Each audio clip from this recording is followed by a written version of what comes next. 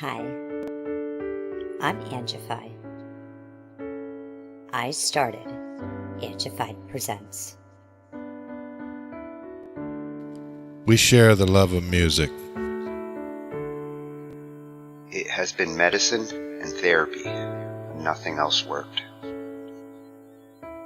It has saved many of us. With mental health, we need to open our eyes. Hurt people hurt people. We ask that you listen, comprehend, and relate with your ears. Form that heart of unity and one. We share on this stage. Statistics, feelings. And ourselves. We stand with the belief to be you, to be heard, and to be original. We all may be different, with opinions and beliefs. At the end of the day, we are all brothers and sisters. We are family. We ask that you join us in a magical journey with artists from around the world. Open your minds, let in the love, and listen with your hearts. We all want a better tomorrow. Be one. Communicate and look out for one another.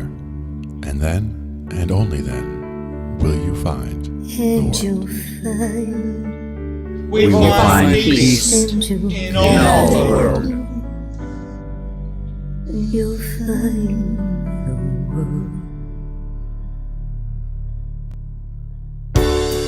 And you will find in this shining world.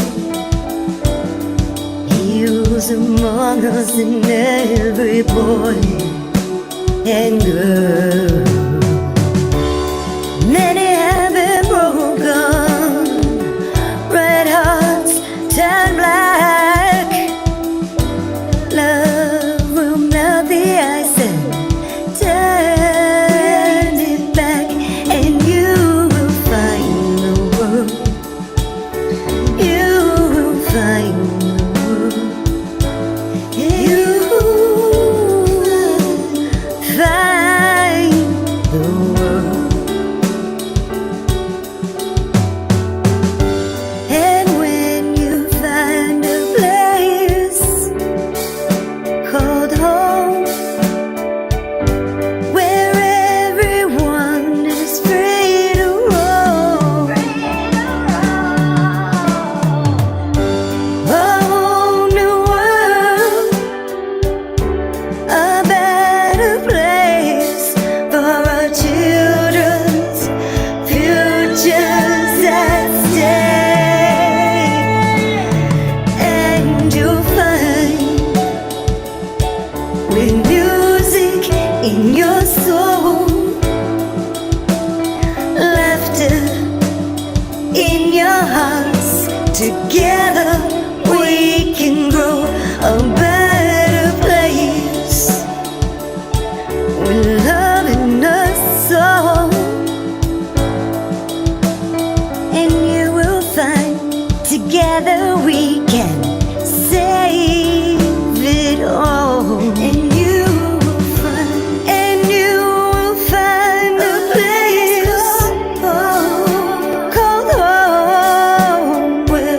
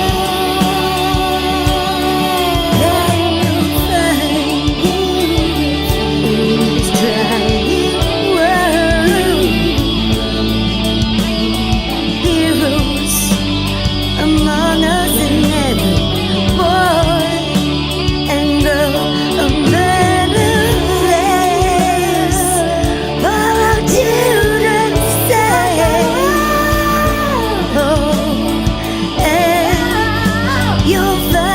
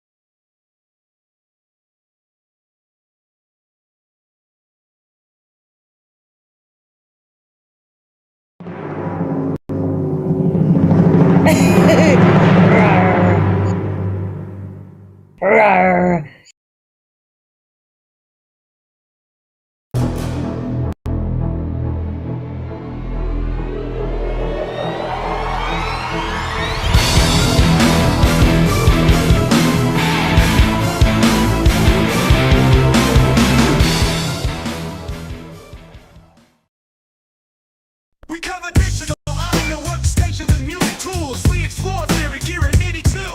How to arrange, compose, and the art of arranging. Taking a look at AI and how the times have changed. On a PC or a Mac and even with a mobile device, we'll be talking about it all every Thursday night. From software to plugins and synths that entice. Dive deep into tech and let creativity take flight. Talkin IT. We're talking IT. Come and join in and have some fun. It's highly educational with a lot to learn. From bedroom producers to seasoned pros, we're breaking it down so knowledge grows. Whether you're a DJ or a beat making wizard, we got the tips and tricks to make your sound sizzle. Mixing and mastering, that's our jam. With the tutorials and tips on how much rev. Get the best quality from your setup and gear. Tune in every week and lend us your ear. We're talking IT. Come and join in and have some fun. It's highly educational with a lot to learn. We're talking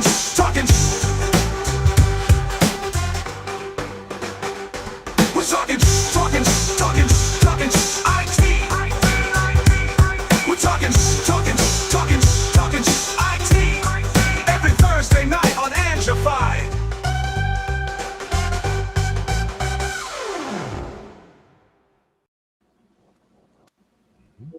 Am I in? Did I make? You're here. You're here. I'm here. We're all here, man. Beautiful. Bitch slapped my satellite there. Every once in a while, that's what it needs. You know, it just works out that way. Checking to make sure it's working. Yep. And there it is, working just in time on a Thursday. Yeah, and we kind of had a slow news week this week. I mean, we are heading to the moon. That is cool. Very cool. Oh, and to follow up on some of our news stories from earlier this year, looks like Fender Studio is going to be PreSonus Studio One again. There you go. It didn't take long. Yeah, it happens, sometimes these things, and I didn't see anything about it yet, so I'm going to have to reserve comment until I see what's going on. Yeah, I just started seeing it today as I was perusing for some of our videos. Nice. And with Studio One, it is big news, whether it's called this or that. So I'm glad to see PreSonus is not out of the picture. That's an important company. Their hardware is some of the coolest out there. I don't want to see them go away. Yeah, exactly. Good stuff. And again, that's some of the stuff that we use, every week. Yeah, and I did finally bite the bullet over the weekend. I got Reaper installed. I also did put on the new Cakewalk Sonar and Cakewalk Next. I'm not gonna totally give up on Cakewalk. I'm starting to migrate new projects over to Reaper, but I got over 3,000 that are Cakewalk. So and that's no cakewalk to get those over for sure. I'm gonna need both for a little while. Yeah. And, it's not a bad idea to have both. I mean, having both doesn't cost you much, right? As far as that goes. But, having them means that if something comes in on the one side, you have the ability to just grab it right away, start working with it rather than having to then worry about jumping through hoops. Yeah, yeah. And if I am gonna switch over to Reaper, it's a $70 one-time cost for life, and I'm cool with that. Yeah, absolutely. Let's And I see like that what. model in general. I like the fact that they don't cripple the hardware or cripple the software, I should say. They give you they just give you the, what is it, nag screen essentially when it comes up, and that's it. It's just, hey, reminder, you didn't pay yet. That's it. Well, and it reminds you how many times you've opened it. And Jason got to the point after like 4 years, you've opened this like 3,500 times. And it's like, yes, and you're still going strong. He is a fan. Well, and his workflow shows that he's opened it that many times, because again, that you don't get to be that fast. It's just like opening the thing twice. You do 5 or 6 songs a night, and you do end up opening it a bunch of times. Exactly. Over a long period of time, yes. Let's see what we've got lined up here. We got to bring in our IT cave. Come on. There we go. Get over here. And then you spin round. Right round. Nice. So tonight we're going to take a look at the instruments that come with the band, and primarily the core instruments. I could have gotten into like brass and extended strings and other things that you do see in a lot of bands, especially nowadays. Yeah. But going back to the old rock and roll days, bass, guitar, drums, and nowadays keyboards. Yep. These are the instruments that people make bands with. And to be fair, with today's keyboards, you can pretty much fake other parts without having to have, you can, it's great to have a full band. Don't get me wrong. I love having bands that have horn sections, and, string sections would be great. We have a couple that are, a country band that brings a fiddle player, love that stuff. The whole thing is, you can do if you have these 4, you can pretty much cover, like if you want to do a song here that has a part, that needs something that isn't quite, you don't want to bring a harp, but you want to get a harp part into it. I wouldn't mind a harp if somebody knows how to play it. You want to brick one out of your back pocket, sure, but those things, you're not going to carry that on the subway, so that's one of those where, you can fake it with a keyboard. So by having these 4, you can cover pretty much everything. You have real drums, you have a bass, you've got a guitar for leads and for rhythm, and you've got keys that can both do rhythm, leads, and cover those little sparse things that you need here and there. Yeah. With how good samples have gotten over the years, a lot of keyboardists nowadays impress me at how they implement their strings and their brasses through the keyboard, and it sounds good. Fiddle is a little trickier. You really do want to get a real fiddler. You can fake it on a keyboard, but it's not the same. And even with horns, like, I say that you can fake some of the things, but when it comes to horn articulation, that's one of those things that you can tell whether it's a keyboard playing the part or whether it's a real horn player. And yeah, a lot of songs just really need that real horn player.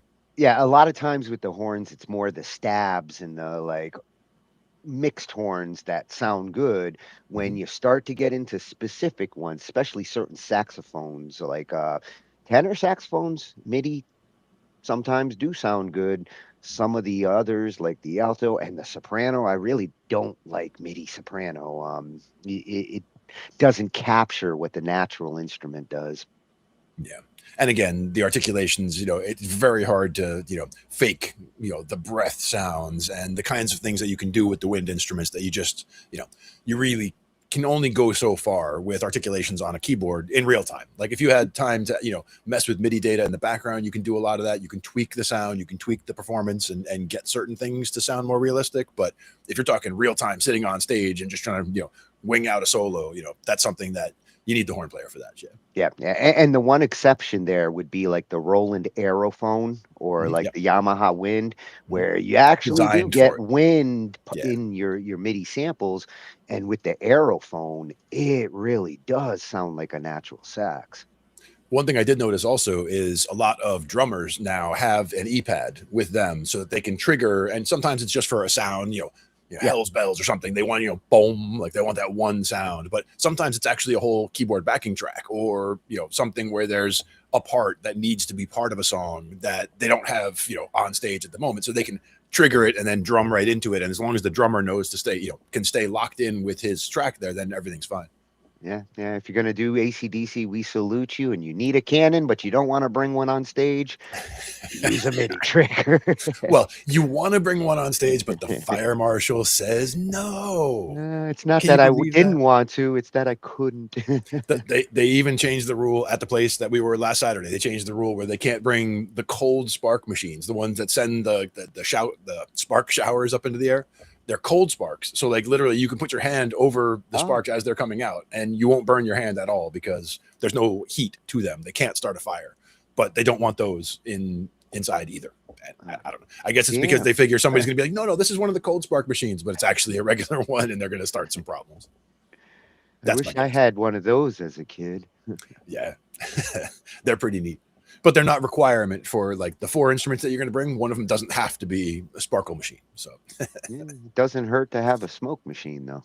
Yes, smoke machine is good. Smoke, fog. Fog is better than smoke because, you know, it doesn't set off the alarm. So yeah. And same thing there. Like some people, they have asthma and they prefer if you don't use that in an indoor environment. And I get that. So yeah. The show's not going to be as cool, though. The lasers, man. Think of the lasers. And the Do sharks it for went the through lasers. and the sharks that went through all the training to use them. So to start, I like this one. I wanted to start with this because I mean I'm familiar with. I've heard of every one of these guitars, but there's a lot of them in here that we don't see as often, and you know, they do have special purposes in some cases. And I wanted to go through every type of guitar that explained, and anything explained. Great channel when you need something explained. We've gone there actually for a couple of our IT nights, and they're going to explain what the different guitars that are available out there and why we might want to use some of these more. And even within each of these, of course, there are a lot of subcategories. Like when you come to acoustic guitar, for example, like you can go to, you know, Martin and you will see many models of acoustic guitar. And it comes down to scale length and, you know, the neck diameter and all. Like there's all neck radius. There's all kinds of things that go into, you know, what makes a particular model useful for you. Like you'll have your arms are a certain length, your hands are a certain size, and you should try different models to see what feels right for you. Because it could be a junior, you know, a little junior guitar might work for me, even though I have big hands and big arms. Like it would look like a ukulele on me, but maybe it would work fine for, you know, certain chords I'm doing might work better on a smaller neck than they would on a larger neck. Whereas normally I would gravitate towards a larger instrument because I have larger hands and you know, it would make sense. Yeah. Unless you want to look like our giant. Now, and if I do pick up a ukulele, which I've done, I mean, a ukulele looks like I'm picking up something tiny. So I can only imagine, like, if I had a violin, you know, it would look like the world's smallest violin. playing a little toothpick up here. But I would like to try it sometime soon. So because that is one of the instruments that's on my list, the violin. That's one that my mother's father played violin, and you know, I think that violin is the one that my cousin's son David has. So that's where that one went, or is, I should say. And what I thought was interesting here is they got acoustic guitar and classical guitar, so they really separated it to that level. Because I'm guessing on the acoustic side it's steel, and on the classic side it's nylon. And yep, and they have 12 string down there as well. Yeah, that does make for a different type of acoustic. Yeah, exactly. And then again, within each, you know, multiple submodels, but this is getting particular style things, and like even the second one, or I should say the second row on the far right there, the body style there, that looks like a 335, like a dot, but it might also, like when you look at the cutaways at the top there, it looks kind of like, you know, you call that a double cutaway, as far as you can reach in, you know, on the one side of the neck or on the other side of the neck. Whereas if you look at something like the one right above it, you can see how the horn on the top is much bigger. So you'd never be able to reach in as far if you flipped it over, for example, and we're trying to play the other way, you wouldn't be able to get in as far. Not that it matters, because most people aren't flipping it over anyway, but that's one of those things that differentiates certain guitars, whether they look symmetrical around the sides of the neck there, or whether they have one side larger than the other. And in some cases, there are some where they have one side is monstrously larger than the other, with some of the basses, for example. Yeah, you can't flip it. Well, you could, but you'd be having some trouble playing. So, and for the next one, which, speaking of necks and differences, this is a short neck bass, and basstheworld.com, one of our go-tos on the bass side, next to Scott's Bass Lessons. I mean, these are the cool bass channels. And he finds this one unique, multi-scale, and headless. I'm still not sold on the headless, but I am a fan of headless. I want my next bass to be headless, and I'm even thinking like compact body. Like I've seen some that have a very, very compact form factor, essentially for travel, but it doesn't have to be for travel. Like something more compact, just to have ease of getting around, ease of storage, smaller case, like all that stuff is all a plus in my book. So I'm thinking about something 5-string headless, small form factor is what I'm thinking. Well, you're gonna like this dude because he's basically the German Glenn. Yeah. It totally reminded me of you. Nice. Like this dude's definitely a bassist. Love it. And then I put this one in the middle because with me with MIDI, and it's not just for keyboardists in this case, because we're seeing a lot more MIDI controllers for guitars, for percussion, that any one of these instruments for the band, your MIDI and how you're plugging in, because a lot of them, like, they'll come with a USB plug, but if you want to talk to other MIDI synthesizers, sometimes you need what's called the TRS, the old school MIDI plug. And it's good to be able to switch between the different formats nowadays because there's multiple, and music miscellany and more. He built this, and I love the do-it-yourselfers, and it only cost them about $10 to make a nice conversion to go from this type of MIDI to this type of MIDI, and it works. Nice. And as you're saying, like when you have a lot of hardware sitting around, spanning back a long time, you can cover a lot of different architecture when it comes to MIDI. So you might have things that plug in one way and things that plug in another way and things that won't plug in one way. So you need to figure out how to make things talk to each other. So I love the idea of, whether it's making cables yourselves, or whether it's, using a box to basically plug in and use it as a DI box where you're switching from one format to another, number of different ways that you can accomplish that kind of a goal.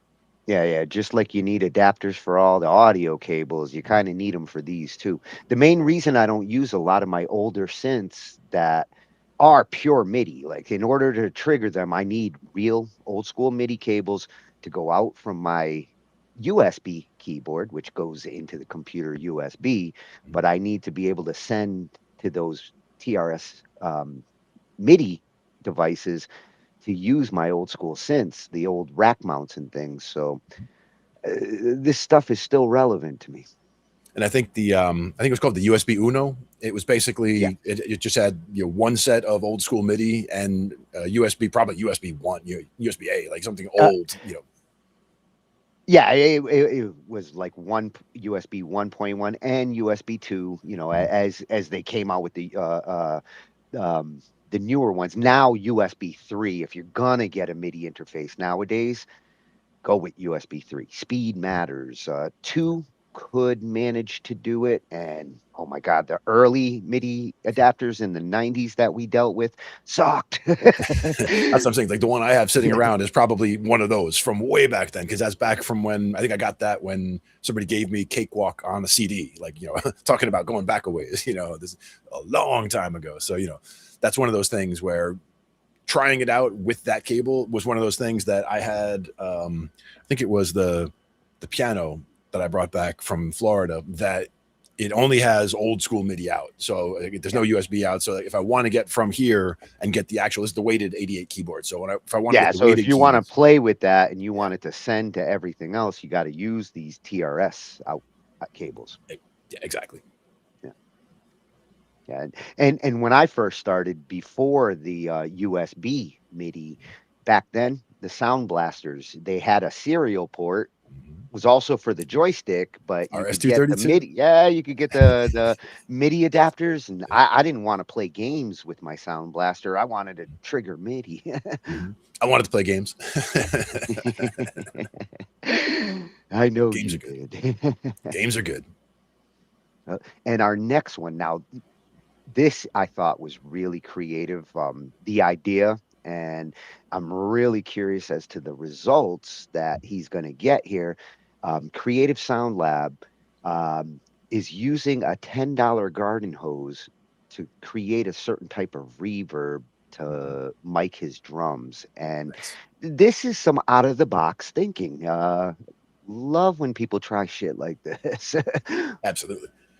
Oh yeah, I didn't even see Yeah. that. I thought that was a graphic on the screen in the box. I didn't know that was the actual hose there. Yeah, nice. The first look, I would have thought he's liquid cooling his drums, but Or that's where the no. smoke comes in. That's where the smoke comes in.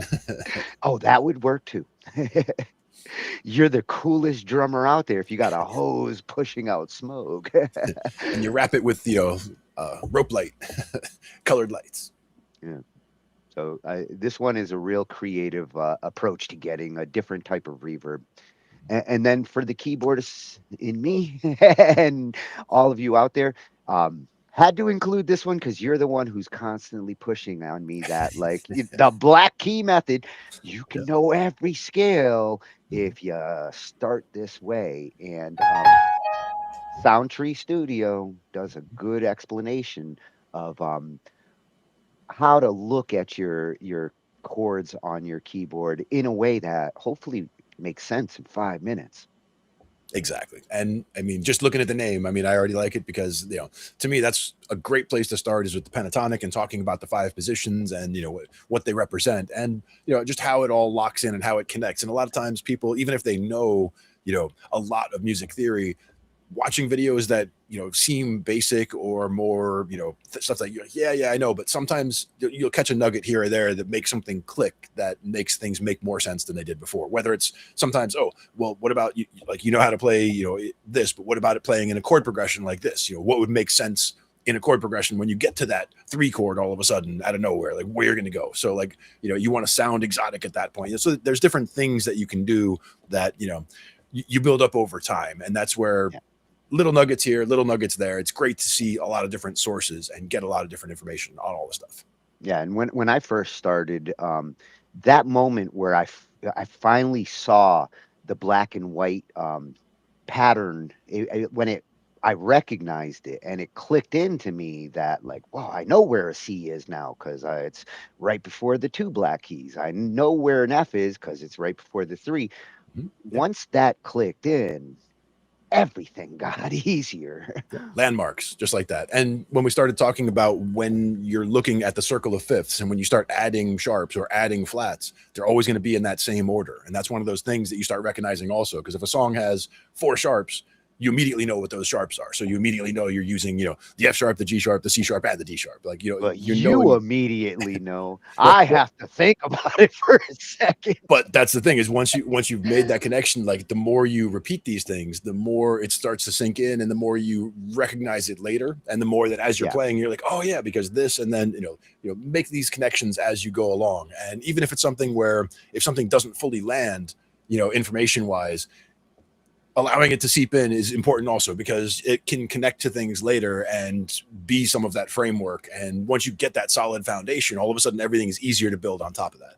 Yeah, the more you actually do play in those scales, the more natural they start to. That's kind of why the piano teachers are like, practice your scales. Like if you actually do them a little bit every day, they start to burn into your brain. On piano in particular, because when it comes to guitar, like if you once you have a major scale under your fingers, there's several different ones we could talk about, but once you have a particular major scale under your fingers, you could play that major scale in any key just by sliding it up and down to a different spot to start.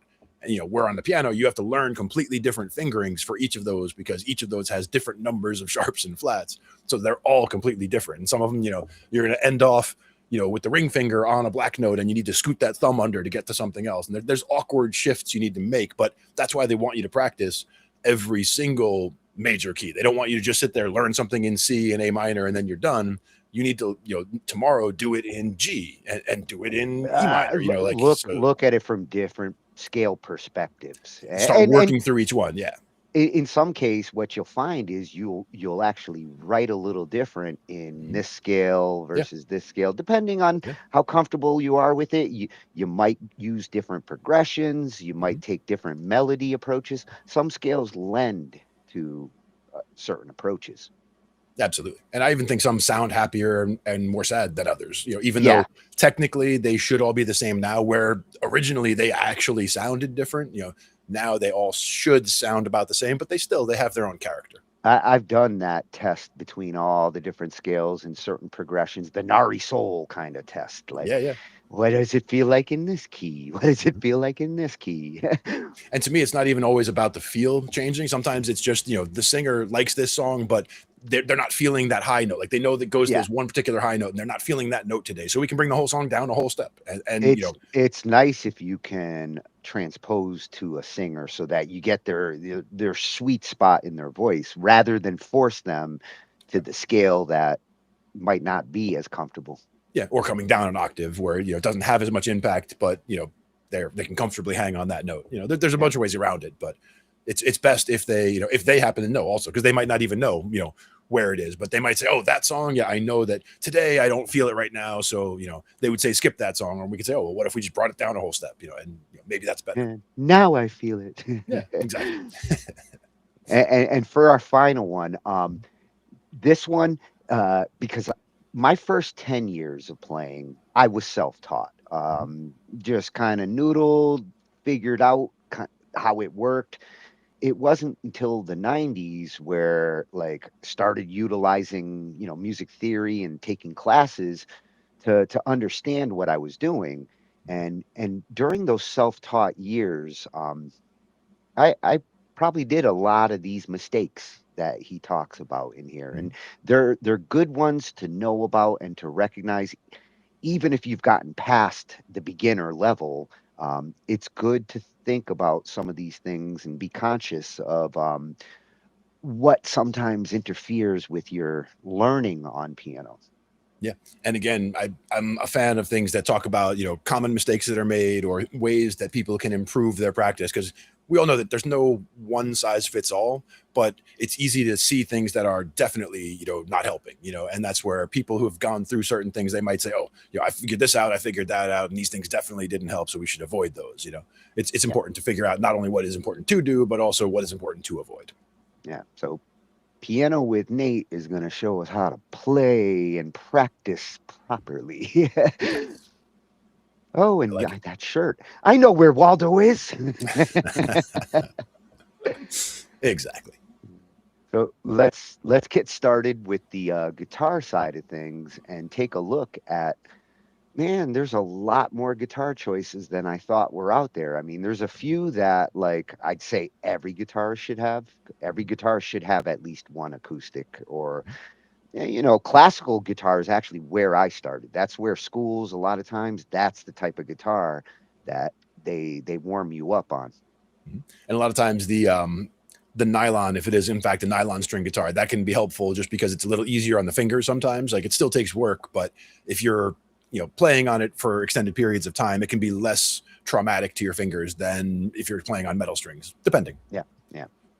Another thing that can help is tuning down. Is another thing. I've known people who tune down a full step, the entire guitar, instead of starting, EAD, they just tune everything down a whole step or everything down 2 whole steps in order to make the strings a little looser, not so loose that they're flopping, but loose enough where you don't have to put as much pressure to get the sounds that you're looking for. Yeah. And I see a lot more capo players nowadays. That's become more and more common. And that also fixes the action, where if you have an acoustic guitar that has high action, and you try to play, blazing fast solos, you'll find that, you have to push the string down pretty far to get each string to go. So that might be difficult. But if you put the capo even wherever, it brings the action down to the neck at that particular fret. So you could say maybe, okay, at the 4th fret, if I put the capo there, all of a sudden it's more comfortable, whether you're using that as an open string or not. Because normally with the capo, you're using that as an open string. So let's say you have the capo at the 5th fret, you're pretending that the guitar is tuned 5 frets higher than it is, and you're just playing everything open from there. But you don't have to do it that way. You can use the capo just to bring the action down and be lower on the neck so that you're still using, all fretted notes, not open strings, but you brought the action down to make it more comfortable to play. So that's another way. Yeah, exactly. There's more than one way. Exactly. So at Anything Explained, DD over on YouTube, is going to show us the types of guitars. And when we do our bass night part trois, Yep. he's got them on, and he's a Strat guy because he's got a Stratocaster explanation as well. Man, after my own guitar heart. Good stuff. But with this one, we're going to see the guitars, and I would love that double neck. To me, I always think that looks heavy. Is the first thing I think about. I think Jimmy Page when I see that. For sure. He's the one who made those cool. Acoustic guitar. Known as the classic image of a guitar, the acoustic guitar produces sound purely from its wooden body and steel strings. It relies on resonance rather than electronics, giving it a warm, natural tone that works beautifully for folk, country, and singer-songwriter music. The acoustic electric version adds pickups to amplify it on stage, while keeping the same feel and sound. Over the decades, it's become the storytelling instrument of choice, inviting an intimate connection between player and listener. Electric guitar. This guitar changed music forever when it arrived in the 1930s and 1940s. Instead of projecting sound through a hollow body, it uses magnetic pickups and an amplifier to shape tones in endless ways. Rock, metal, blues, and jazz players depend on it for its expressive power, from clean, chiming notes to gritty distortion. Its solid body helps control feedback, allowing players to push volume and creativity further than ever imagined. Classical guitar.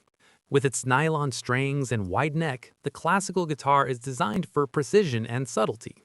Originating from early Spanish designs, it's central to classical, flamenco, and Latin music.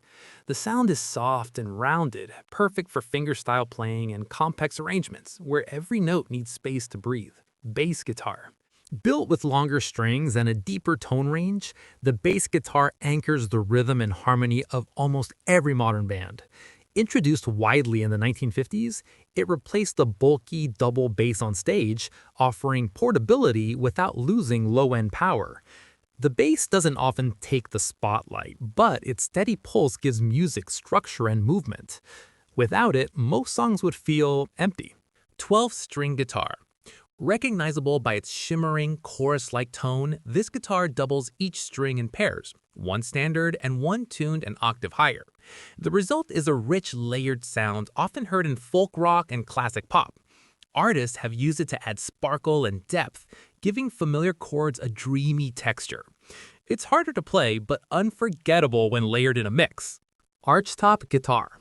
Distinguished by its carved top and F-holes, the archtop guitar originated in the early jazz era. Its semi-hollow design produces a smooth, mellow tone that slides perfectly into swing, blues, and early rockabilly. Jazz musicians love its balance between warmth and clarity, often playing it with flat-wound strings for a signature rounded voice.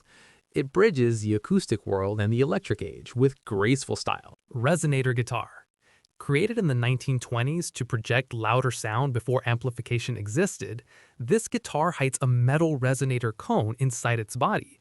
It produces a bright, metallic tone that easily cuts through noisy settings. Blues and bluegrass players especially embraced it, often using a slide for soulful expression. Its distinctive voice remains one of the most authentic sounds in American roots music. Semi-hollow electric guitar. This design sits between a solid electric and a hollow body guitar, offering both warmth and reduced feedback. Its hollow chambers lend resonance, while the solid center sustains notes clearly even under high volume.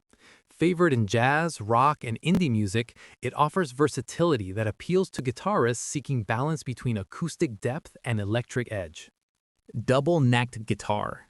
Designed with two distinct necks and fretboards mounted onto a single body, usually one 6-string and one 12-string or another configuration, it gives performers access to multiple tonal options mid-performance. Rock icons popularized it to move between rhythm and lead parts without switching instruments. It's heavy and complex, but visually striking and undeniably versatile. Though rare, it embodies ambition and musical adaptability. Baritone guitar. Tuned lower than a standard guitar, the baritone fills the gap between guitar and bass with a deep, cinematic timbre. It's often used to create moody textures in surf, western, and ambient music. Its scale length allows tighter low-end tones without losing clarity. Many producers and film composers use it to bring weight and atmosphere to their soundscapes. 7-string guitar. Expanding on the traditional 6 strings, this version adds a lower string for extended range. Metal and jazz players appreciate its extra notes for heavier riffs or intricate chord voicings. The instrument demands more control, but it opens creative possibilities in both rhythm and melody. Over time, it has become a symbol of experimentation in modern technique. Lap steel guitar. Played horizontally on the player's lap or a stand, this guitar produces sound by sliding a metal bar across the strings instead of pressing them down. The glide between notes gives it the singing quality found in country and Hawaiian music. Unlike traditional guitars, it's tuned to open chords, prioritizing smooth transitions and expressive swells. Its sound instantly evokes a vintage emotional feel. Oh, I do like that lap steel. We looked at that a couple of weeks ago. Yeah. A- I like And the and style. and the resonator is another one that I've gotten to see a couple of times in my life with guitarists who typically the ones who do actually like to use them like a lap steel and like slide, and those resonators, you can get some really cool sliding out of those. Doesn't Rob Fedorzik have one of those? I believe so. Yeah, Or he's got a few or things like that for sure. yeah, And yeah, yeah. when it comes to the playing though, like you saw somebody using a shot glass there as a slide. That's one idea. Like a glass slide, and a shot glass is a good idea because it'll sit there just by weight. It'll hang in the right spot using that bottom edge, or the bottom corner as your slide. But also, if you have the thing tuned in open strings like the one that was the lap steel there, you're sliding them. You're sliding the whole thing up and down. But you could strum any or all of the strings because it's an open chord. If it's an open tuning, it's a chord just as it is. So you can just play it open, or you can play it with all of them there, or you can just pick any 2, any 3, and they're all part of a chord. So wherever you are and wherever you're sliding, you're bringing 2 notes with you. Not always a good idea. Like, sometimes, sliding 2 notes a whole step, you have to know that they're both, good notes at the beginning and end of those slides. It's one of those things that there are certain ones you want to do that way and certain ones you don't. So you figure it out as you start playing, but it's something that you can get some really good sounds, like you said, but a lot of times it's only a string or 2 at a time instead of big full chords. Yeah. And I do like that art top hybrid kind of approach. If you really can't decide, do I want an electric guitar or an acoustic guitar, you kind of get the best of both worlds there. With the Or acoustic electric with the also. semi hollow as well. The semi-hollow, that's the one I was going to mention, was Trey Anastasia from Fish plays with Languedoc is the brand of guitar, and it's gorgeous custom guitar, and semi-hollow like that with the F holes, or with it's got the solid body down the center and the acoustic parts to get the extra broadcast and the extra the extra vibration going. Just there's a lot of more projection, a lot more tone that you can get. Warmth, I think, was the phrase that they were just using. And that's a generic way to look at it. But just when he started playing that, and then started customizing, crafting his rig around that guitar and the tone that it has. If you ever watch Fish play, like you watch him and the guitar interact, and you understand where that tone really is its own force. Like you have to he's actually using the tone of the guitar to help craft the sound that he's making in real time. It's one of those things. Yeah, and their descriptions and their explanations on each of these and where they benefit was pretty spot on. Like the 12 string does kind of give that shimmery. You can get really nice sustain and beautiful folk sound out of a 12 string, but man, it's a bitch to play. Really does take some getting used to. And to me, the tuning aspect is the main thing, because you have to have your tuning has to be exactly right. Because if the tuning on any of those strings is a little bit off, it is the worst. Because as soon as you're off a little bit, you start getting that wah wah wah wah wah, and that just hangs in the air there. It's not a good kind of a bounce like that. Yeah. The noises on a 12 string, when they're not supposed to be the noises you want, get accented, and I do see it's like a piano, like a honky tonk piano. If it goes out of tune, and like it's already supposed to be out of tune, and now I'm really out of tune. That's kind of a characteristic from the honky tonk piano. Yeah, it's supposed to sound well. If it's in an old Western saloon, at least it's supposed to sound out of tune. Yeah, and that double neck, it's cool that like guitarists who really do need to play multi parts, which with Jimmy Page, um, Stairway to Heaven, this is where he would use it because I come in with this and then I need to go into this guitar solo later, and a guitar like that lets you do it on the fly. Exactly. And I you don't don't have to know if you change a need whole lot of things. 9. You don't need 9 necks like the Cheap Trick dude. That's a little excessive, yes. But the other thing is that, I've seen people just use an acoustic simulation pedal where it's just one small stomp pedal, and it's just he's playing a regular electric guitar, and when he hits that stomp, it sounds exactly like he's playing an acoustic. And for being on stage, for being part of a band, so he's not just out there playing singer-songwriter stuff where, again, the acoustic or the acoustic electric, like all those are made for that, right? But this is, you're in a band and you just need that acoustic sound for a song or two in the context of a band. Having a pedal like that is so much easier than bringing an acoustic, making sure it's in tune, because acoustics are also a lot more finicky about the weather. If it gets hot, if it gets cold, if it gets humid, it gets dry. The instrument their sound gets affected drastically in the bad situations. Right. So if you're going to whip out an acoustic for a song or two, be prepared to tune it beforehand, or be prepared to get on stage and be out of tune with everybody, and that's just doesn't help. So that's where a lot of people would just opt for, we need acoustic for that song, I'll just bring the acoustic simulation pedal. Same thing for the 12 string. They have a 12 string simulation pedal, which is essentially just a chorus pedal. Same idea where every note that you hear, just give me another note an octave higher, and voila, it sounds like a 12 string. Yeah. The other actually two more.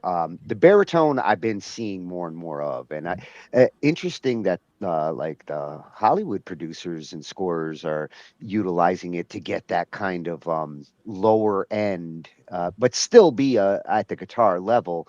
Right. It does seem to serve a good purpose for what it does, and the 7 string. I mean, we could even say there's 8 strings. I've seen 9 strings. Do you need that many?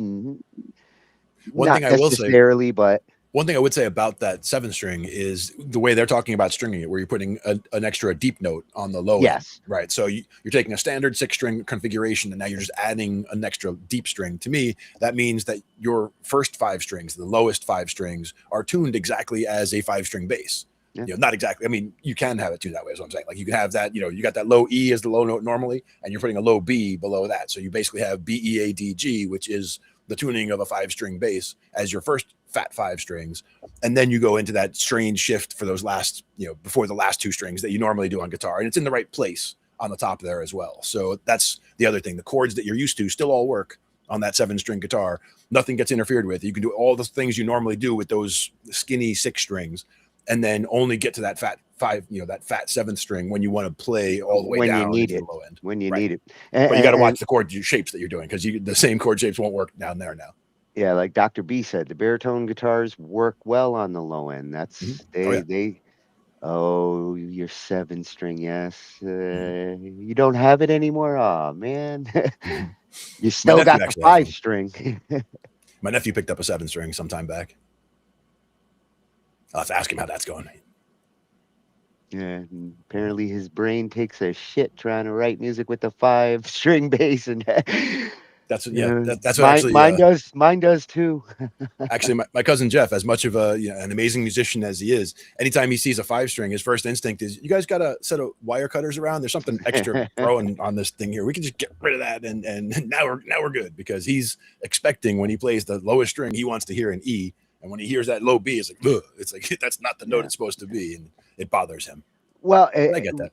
With what their suggestion there, when it comes to the 7 strings, jazz, metal, these are the places where these 7 strings are really taking off. A lot of the progressive and core metal I'm seeing nowadays, all the guitarists are going 7 strings, and they're doing it to get that like extra low end without needing to drop tune and do other things. And, that's could be why they are even going with 8 strings in some cases, because then you add another high on top of it. And which again, that changes the chord structure now, the chord shapes that you're doing. And again, you're still not doing massive bar chords where you're playing them all. You're just doing little pieces of chords, little triads here and there, essentially. But the main thing is also just, like you can get very high because you're adding, extra high notes on the end there. So every string you add, that's an additional 5 notes, higher than you could have gotten. And on the low end, same idea, 5 notes lower. But got to reprogram your brain again. That's the thing. And the same thing with any of the modified tunings. Like whenever you talk about, DADGAD tuning or Open G tuning or any of those are going to get weird. Like any of your scale runs that you're used to doing, as soon as you start doing modified tunings, all that's out the window. With the exception of if you're just doing like a drop D tuning, for example, where you're only dropping that fattest string to, you're dropping down everything else frets. is the same. Yeah, everything else is the same, and it makes it so that you have a bar chord that is now just boom, like you just hit the whole thing. Or especially your your power chords are just the same string, so you can hit that same string, just boom, boom, boom, like wherever you're going, you're getting that big beefy power chord. Beefy. We don't need to ask where's the beef. It's in the baritone. That's right. Drop D tuning. That was at Anything Explained DD over on YouTube, and we will be back for bass night. We have those every once in a while. That we do. And speaking of bass, we do have a little bass section here tonight because it's I don't think they gave the bass enough love in the description on that last one, because sometimes the bassist in the band or bass in the band's music is everything to me. It's what I actually focus on the most. Sure. Other than the drums, like these are the core of what I want to hear in a band. One thing that I think he was kind of also mentioning was the fact that the bassist isn't like the spotlight, like usually. And there are bands, of course, where the bassist is the main guy, or the bassist, with a 3-piece setup, they might be like, essentially one of the main reasons to be there.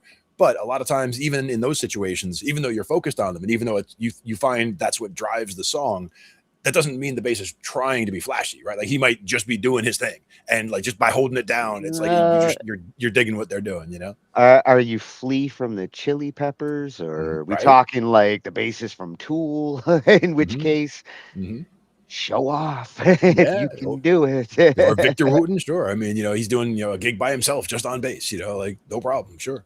Yeah. Well, this one's coming from at Bass the World Official, a great bass channel.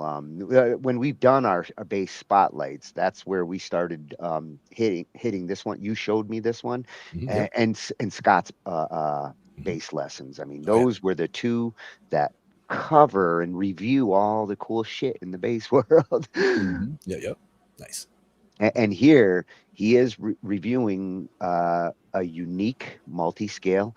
And it's headless. I'm still not sure if I want headless, but Glenn says he likes it. He's gonna get one. So, yep. Just one less thing, like on a crowded stage, because like we see a lot of bands trying to play on a really tight stage, and sometimes it's a 7, 10, 11-piece band trying to play on this tiny little stage.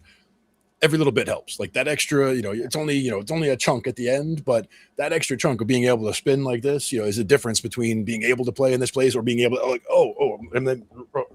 And for me, when I look at it, I don't think like, oh, how's it feel? Or anything. It just looks weird. Like ever since I started seeing them, I'm like, somebody didn't finish building his guitar, or they broke it. Like, oh, it dropped. Oh, what happened? He's that dude that accidentally hit the guitarist in the head and broke off the top of my bass. A lot of it comes down to the balance, because with some guitars also they are headstock heavy. So like the guitar, while you're holding it, like if you just let go of it and the strap is there, like you would see the neck just drop towards the floor. So the headstock can be too heavy and be pulling down. So by not having it there, the question is, does it make it tip the other way? But usually it means that they would actually mount the strap, locks where you actually put the strap connection would be in such a place that it actually sits neutrally, so that when you let go of it, it just hangs out where it is rather than dropping down or going up. Yeah, it's got to take a little getting used to holding it. But it'll be lighter just in general, I think. So that would be good. Yeah, I really like the wood choice here and the design on it. Yeah, it looks like a very nice piece of bass. Indeed. It's a nice bass you got there. Exactly. Today I have a very special bass for you. It's short scale, headless, multi-scale, very light and totally unique. Let's take it for a ride.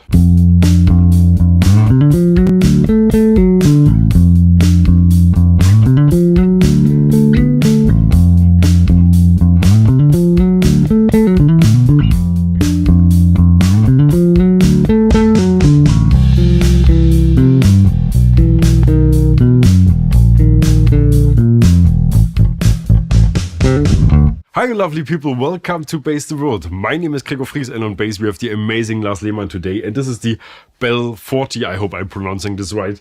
Mare with a little accent over the E, 4-string masterpiece. I've met Mare and Delufia behind his brand last year at Guitar Summit, and he had some amazing basses with him. He makes some of the most beautiful and unique finishes I've ever seen. The word unique will probably appear a few more times in this video because it's the word that describes this bass the best. So where do we start? I said multiscale, right? This is a 30 to 30.5 inch multiscale design. Yeah. I've never seen that anywhere before. Up to the 5th or 6th fret, everything seems normal and then it suddenly starts. Of course, nothing is suddenly here. It's just such an unexpected feature. But not only the scale is unique. There we have it again. Let's hear the neck pickup and then let's find more things.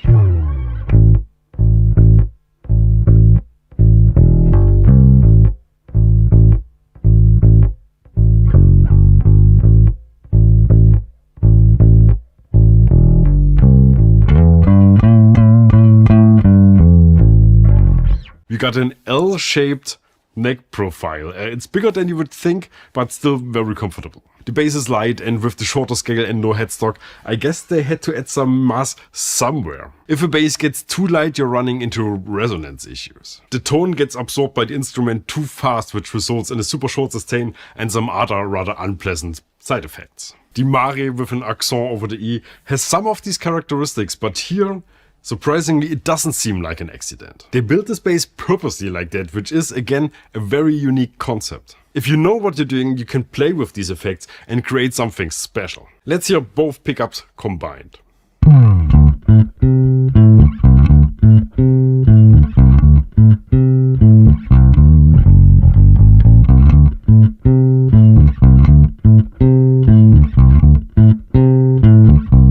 Let's get some specs out of the way before I get lost in all these little unexpected things. The body is roasted swamp ash, the top Italian olive, 3 kilos by the way, 6.6 pounds. The 5-piece neck is made from roasted maple, same as the fingerboard with these cool wooden block inlays. The fretboard has a compound radius, means it's round here and gets flatter towards the upper frets, which feels amazing, 12 to 16 inches. The bridge comes from ABM and also houses the tuners, surprisingly smooth.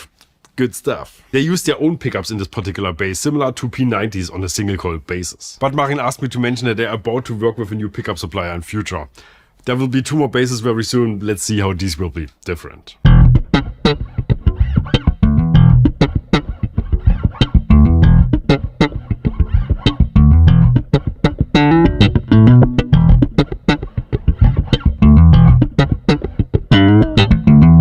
The preamp in here is a Delano Sonor 3, made here in good old Germany by my friend Reinhard, which I haven't talked to or seen in probably 10 years.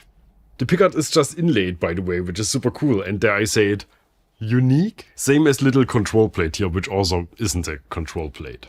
The neck is bolt on, the strings seem to go through the body, and the cover of the electronics compartment is held in place by magnets. How do these work?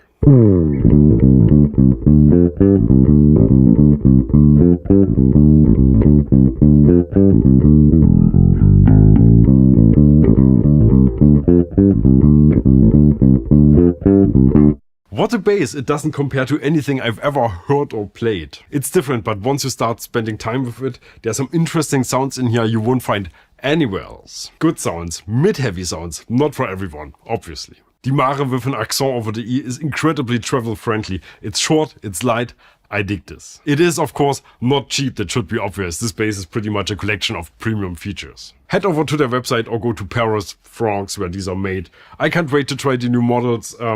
This is all very interesting, and thank you, Marin, for sending this over.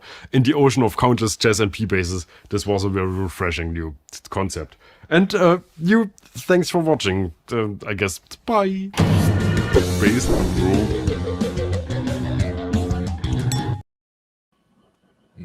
Yep. Oh, it's our German Glenn. And I dig it. I dig it. It's a good bass. Got some good sound to it. They put it through some good paces. Check some things out. Yeah. He could be your cousin. It's plucked. It's got some kind of reminds me, like, you know how a Strat has that kind of extra pluck to it. It feels like I could really bounce around on it. Still looks weird without the head, but and that's the thing is, I mean, 6.6 pounds, that is light. I mean, that, you know, they, like you were saying, if it gets too light, you start running into issues. So you do end up, you know, you do get to a limit where it's like, okay, now you're getting to too light. So you got to find that sweet spot. Yeah, and the term multi-scale, like I wasn't familiar with that on the bass side, but Greg got one. What did he say? It's a fan fret multi-scale. With the fan fret, like that's where the frets look like they're straight at one point, or you know, they look like they're leaning more and more as you go up or down. Oh, that's the ones where the frets start to curve as that's they go what they call that. They call it fan fret, yeah, because basically they spread like a fan, you know. So like that's why that. But the idea is that the multi-scale length means that, you know, at the bottom of that you have the shortest one, right, or at the top you have the longest one. So each of those strings is a different length, and that's the scale length of the string. So like the shorter scale length is the one where they're closest, and then the longest scale length is on the longest. And when you want those deeper sounds, you want a long string. So that's why that, like, if you look at them, they're this way.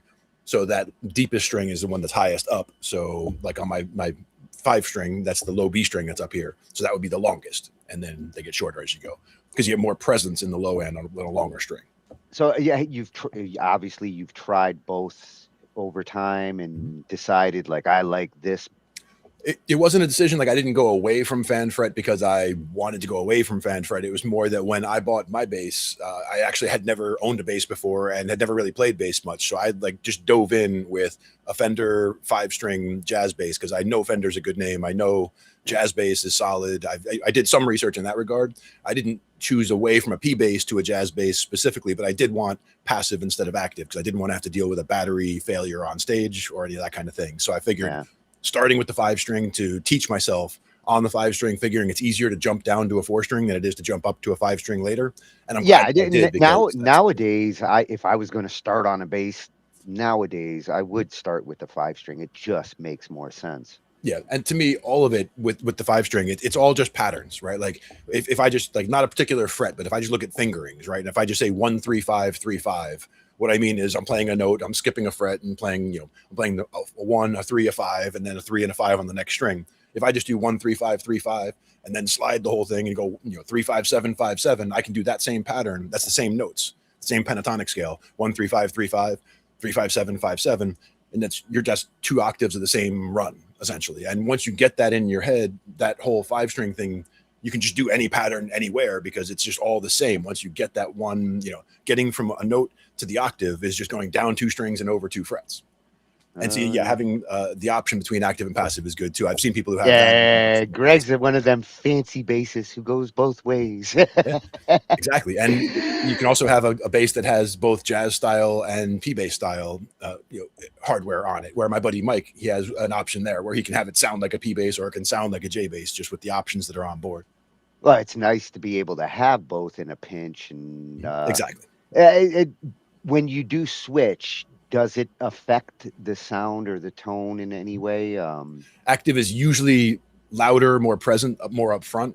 If somebody has a bass rig on stage, like if I go to an open jam and somebody's had active bass players, you know, just randomly coming up all night, and then I jump up next, I'm going to sound quieter. So I'll immediately reach and boost the amp volume by 10%, you know, just a little, just to be more present, because I know that I'm not pushing as hard from the instrument. And I don't have any pedals in my setup for that. I'm just walking up with my 5-string and a cable, or, you know, they already have a cable set up. I just walk up with my bass, plug in and go. Sometimes I just walk up and grab the 4-string off the wall and play that way. Yeah, and that's why Glenn don't do batteries. Exactly. But even like the one place that just has a 4-string sitting on the wall, it's a passive bass. So I literally never have to worry about it. All I have to worry about is it in tune? So I can just grab it off the wall, you know, clip the tuner from my pocket on it, and we're ready to go. Like a cooperative instrument. Yeah, but again, the 5-string, the patterns are the important thing. Once you understand that you play the same pattern, you can just doodle and do the same thing, you know, all up and down the neck. It really opens up everything. And on the guitar, again, those fattest 4 strings on the guitar are the same as a 4-string bass. So once you understand those patterns on a bass, you can translate that onto a guitar. So if you're a bass player and somebody asks you if you play guitar, and you're like, oh, no, I don't play guitar. It's like, yes, you do. You know, it's like, just stick to those 4, you know, fat strings, and you can play everything that you can play on a bass. And when it comes to playing chords, we can talk about that also. Like there's little shapes that we can, get in there. And then it comes down to the strumming technique really is where it comes down. Because if you get good strumming technique and you can start to play like, our buddy Jake had some really good technique when it came to strumming where it just sounded unique. And even just playing a simple chord thing around could sound like a million songs. Just you play this stuff all night and it just sounds a little different each time because of the way you're strumming things. Yes. Can't wait for Bass Night Part 2. Yeah, Bass Night coming. Yeah, we will be back at Bass the World official. Definitely. It's official. And that was a cool one. So now for those out there who are dealing with MIDI, and nowadays it's not just going to be the keyboardist in the band. Just about everybody in the band is utilizing MIDI in one way or another. Like you said, with the drummers, sometimes they've got a couple of pads up there for unique sounds. I'm seeing a lot more guitarists actually getting into MIDI guitar, where that can get really fun if you can control a MIDI synth with your guitar. Oh, yeah. I've seen a couple do it. It's pretty nice. Yeah, and it also works on the bass side. So the bassists who want to do it on the MIDI, same technology. Exactly. And this one's coming from at Music Miscellany and more, at Music Miscellany. And what I really liked about this is he built it himself. I like the do-it-yourselfers. It's not super expensive. It's not even expensive. And it's something that if you are dealing with old MIDI equipment and new MIDI equipment and you're finding yourself like, this plug doesn't fit into that plug, this is useful to be able to do. And the parts are actually really cheap. This is not super complicated. You don't have to get into anything fancy to put this stuff together. It's kind of a fun way to solve what can be an adapter problem. Mm-hmm. Exactly. And once you do that kind of thing once, you just, you start to see problems in a different way, where you start to see the solutions and start to see how to engineer the solutions yourself. Yeah, if I do it once, I'm probably going to do it a couple more times, a couple of different ways, because there are a couple of different plugs that I really would like to just solve the difference. Exactly. And it's not just solved by browsing Amazon. No. Yeah, well, that's not the cheap way to do it. This is. And in this case, I'm content with my ability to build it, that I wouldn't go and spend 4 times as much to get the exact same thing. Exactly.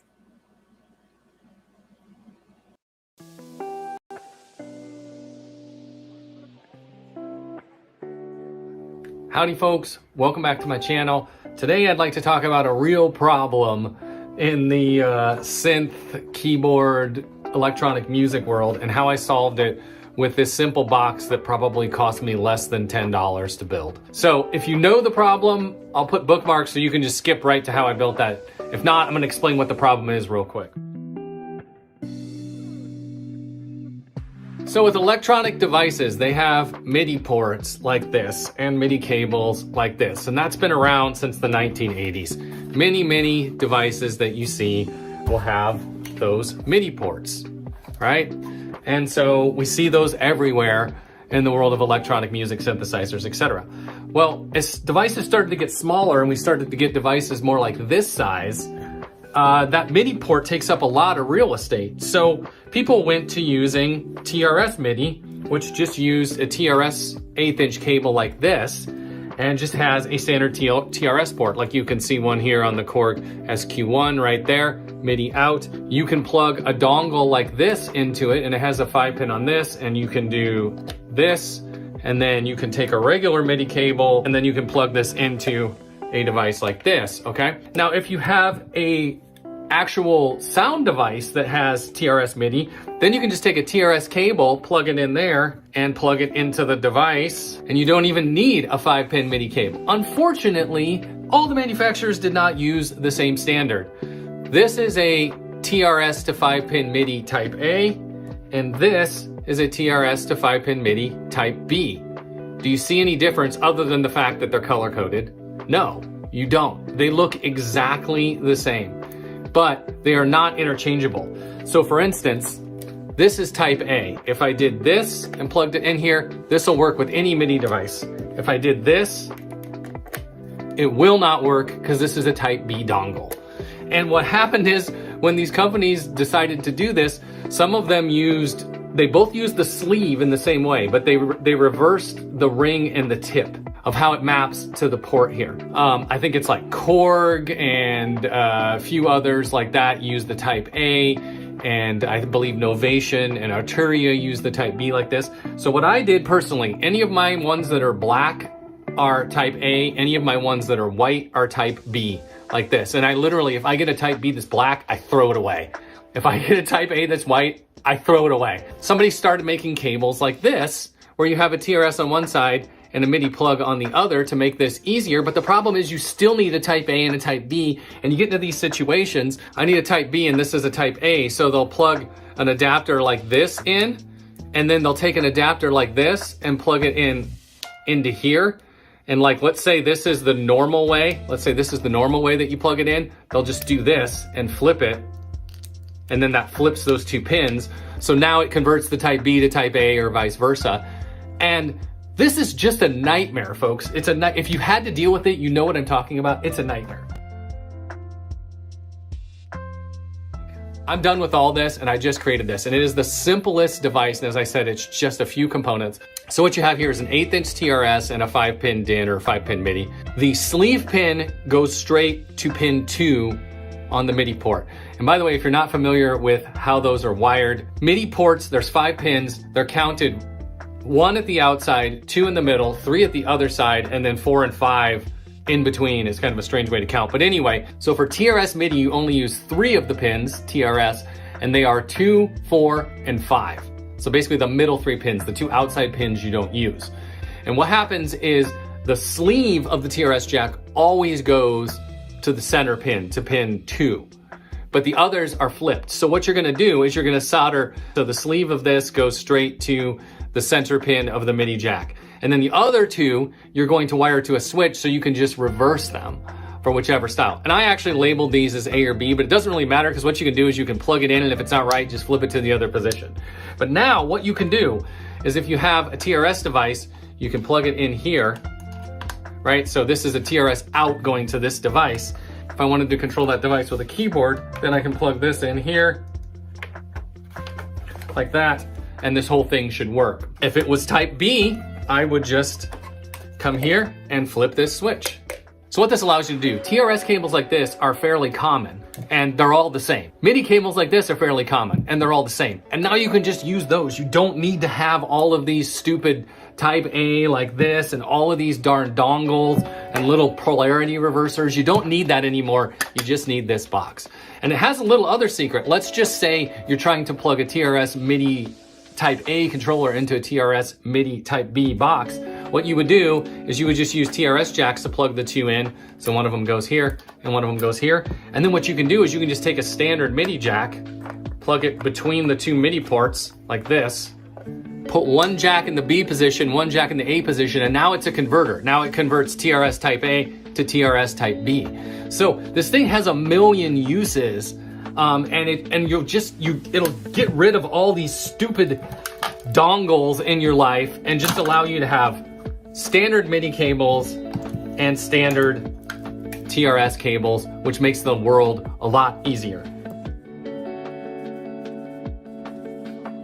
So how did I do this? Very simple, just took the box, drilled a few holes in it, and I accidentally drilled a couple holes in the wrong spot, so I had to plug these holes later with these little plastic plugs, but that's okay. Again, solder the center pin or the sleeve pin of the TRS jack to the center pin of the MIDI jack or pin 2 of the MIDI jack. Then your other 2 pins on the TRS jack can go to either side of the dual pole, dual throw switch. Doesn't really matter which way you put them. Then those same ones can go out to pins 4 and 5 of the MIDI jack. You basically do an X across the dual pole, dual throw switch so that when you switch the positions, it just changes the polarity of the switch. And you can build it into pretty much anything. Again, I had this little box that I got from a clearance bin at a hardware store that I used to put it into. But like I always tell people, if you're trying to build something like this and you don't have an enclosure, go to your recycle bin. I'll guarantee there's something in there. There's an empty butter dish or an empty cream cheese container or something that's going to work. There's always something like in your recycle bin that you can just drill a few holes in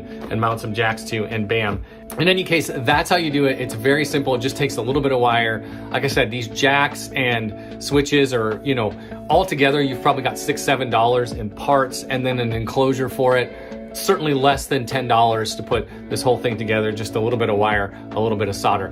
This little box has changed my life when it comes to TRS MIDI. It just makes life so much easier, no matter what I want to do now. Hopefully y'all enjoyed this video. It's how I fix this problem that plagues all of us. Have a great day. I'll see you guys soon.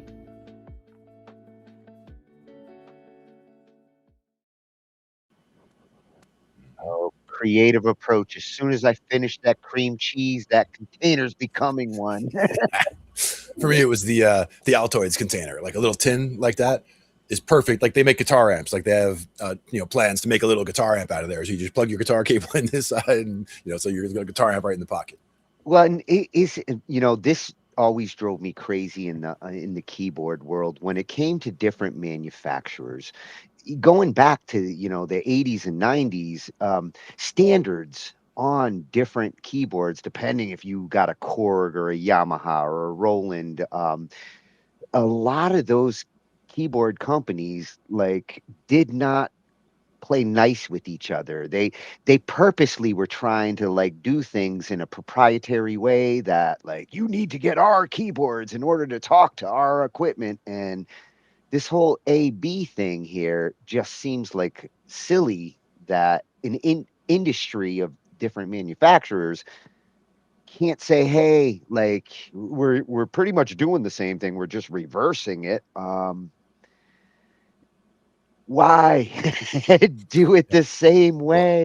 That comes down to be the right question, is the why. And a lot of times, was it a patent question where if we do it this way, the same way that they did it, all of a sudden we have to pay them for the patent. But if we just do this one switch, we can use the same physical footprint, one small wiring change, and now all of a sudden we don't have to pay them anything. It could come down to something as easy as that. Which keyboard was it that uses a different C3 versus C4 arrangement? You'd mentioned something about, was there one particular brand that's different, or is it the same kind of idea, two camps like that? The big differences with keyboards back then wasn't so much on the cables and the plugs and things like that. It was more the synthesis. I would have loved to have been able to build universal patches that I could take from my Yamaha to my Roland, and there was no reason why I couldn't play these sounds on a better technology, but all of it's proprietary. You buy Roland for their sound, so they weren't so quick to the samples. They held them really tight to their vest. It wasn't until the 2000s where converting samples became a standard, and I can technically take a sample from any synthesizer or sampler nowadays, convert it, and get it to work in a different sampler. Right. And you could make your own if you wanted to. You could take, an acoustic piano that you find somewhere, like you were saying, a honky-tonk piano that is just the right amount out of tune and has just the right, sound, and you could make that your own patch. Yeah. The other thing I'm curious if he's played around with, because there are a couple of other MIDI implementations that have come along. I mean, we're getting into MIDI 3 these days, and MIDI has been changing. There's Wi-Fi MIDI, which is called WIDI. And it's a cute name, huh? And that kind of box, that kind of converter, it wouldn't be hard to actually implement a Wi-Fi option into it, which wireless actually works pretty decent for MIDI. MIDI's so tiny that you don't need you could do it over Bluetooth and actually not have latency problems. So implementing wireless into a box like that, and if you can build nice little dongles to your keyboards. I mean, my biggest challenge right now is I got a keyboard over there and I got a keyboard over here, and I would love if I could actually send triggers to them without having to wire up my entire room. Yeah. And that's where, again, you mentioned like, the 1/8 inch extension cable, a 30-foot 1/8 inch extension is not a big deal, but it's the kind of thing you roll over it once with a chair and it's done, or it gets unplugged or whatever. Like there's a bunch of different ways where it becomes a problem. Yeah. The other option that's also getting in studios, MIDI over networking. So Ethernet, Ethernet's all over the place, and you can run it long. And again, the latency, MIDI is not demanding. It doesn't need super high bandwidth. Yeah. Well, what I just heard in that whole wiring thing right there is they only used 3 wires. So, any kind of network technology, you can go way back and still get 3 wires worth of stuff down a network line. Sure. I agree. It is a cool do-it-yourselfer, and I feel like I could actually build it as fast as he did in the video. Just watching, I'm like, okay, these wires. Once I know which ones need to connect where they're over here, boom. That cream cheese container is gonna be one. See, again, like I would much rather, like, for me, that's why I keep like what was it, coffee can. Like there's a particular brand of coffee where it's steel cans, right? So it's an actual steel can. So that's solid. Butter container, I'm thinking like plastic, I'm thinking flimsy, I'm thinking not so much. Not the butter I buy. Steel can. There you go. Now we're talking. I even thought it might have even been like an electrical outlet box, that kind of thing, or electrical, experiment box, like back in the Radio Shack Heath Kit days. That's what I was gonna say. This is where I really miss Radio Shacks, because I could just go to one of those and get everything I need. Browsing down and be like, I can see a use for that cable and that adapter. I need 3 of these. Yeah, I'd end up buying shit. Not because I needed it, but because it's so cheap, and eventually I might build something because I have it. Exactly. And if you don't have it, then you can't build that time machine because you needed those 3 parts that you could have had. Well, once I can, I'm going to go back in time and build it again. You forgot the flux capacitor? What? They were on sale for $9.99. That was at Musical Miscellany, and he looks like he has a lot of fun with his videos and building these kinds of things, playing around with sound. Good use of a YouTube channel. Glad to add you to our list. Absolutely. And speaking of, creative approaches and ideas, this one goes hand in hand when it comes to creative, and it's in the channel name, Creative Sound Lab. And this idea, I thought, like, wow, not something I would have thought, like, off the top of my head. But now that I know it's possible, I might rethink, like, how I mic my drums sometimes. My question is the time delay from the hitting of the drum and it starts pushing the air down the garden hose. How much is the garden hose expanding and allowing for it to have some time before it gets to the end? And that's the idea behind it. Or is it pushing it all right away and it's more the echo or something that changes in the sound quality? I'm wondering what the effect is really going to be and where it could come in handy depending on what kind of sound you're looking for. It's not something you might do all the time, but if you're looking for a unique kind of sound, hell, nobody else is going to sound like that unless they go buy a hose. Yeah.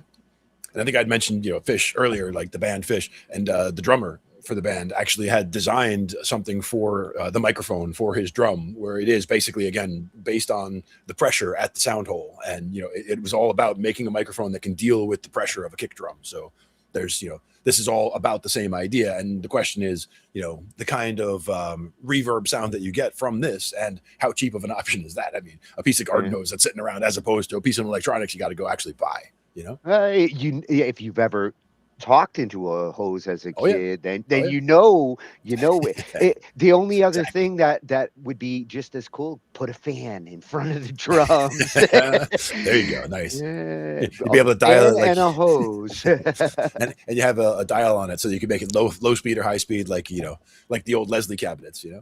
You get that wah wah wah wah sound going. So at Creative Sound Lab is gonna hook this hose up around this drum and push the sound through it to get what I'm assuming is going to be a unique kind of reverb. Nice. Let's check it out. Hey guys, Ryan Earnhardt here from CreativeSoundLab.tv. Today we're going to be talking about a $10 garden hose reverb for drums. Here's what it sounds like.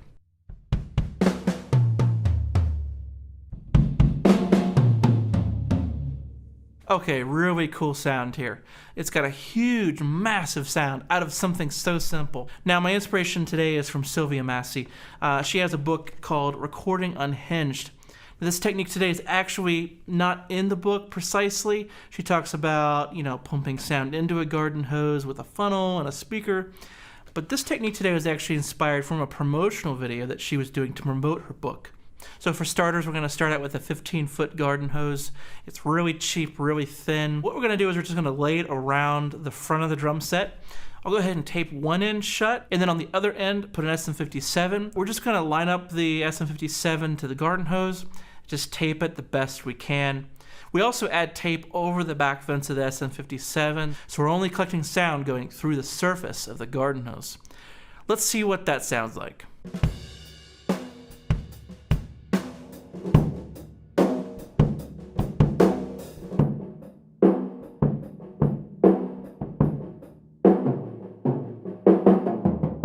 Now from here, I was thinking, well, the SM57 doesn't fit in a garden hose, but I actually have a lav mic. Drape that into the garden hose, tape it shut.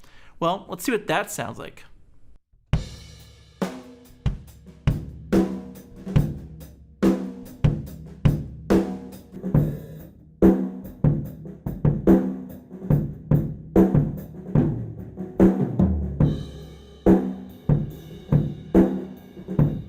Okay, so the lav mic already has a lot of low mids in it, so it may not be a good fit, but I still really like the sound of it. I mean, with a little more EQ, it can sound amazing. Now, there's one way to take this to the next level, and that's with compression.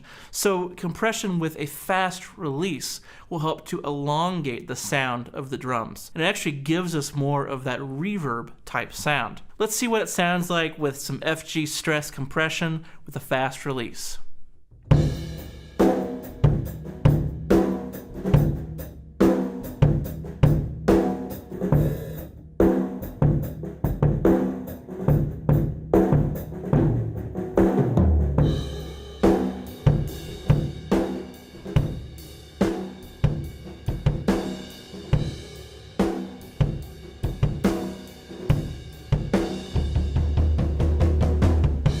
So now we're really getting somewhere. I mean, this sounds really, really great.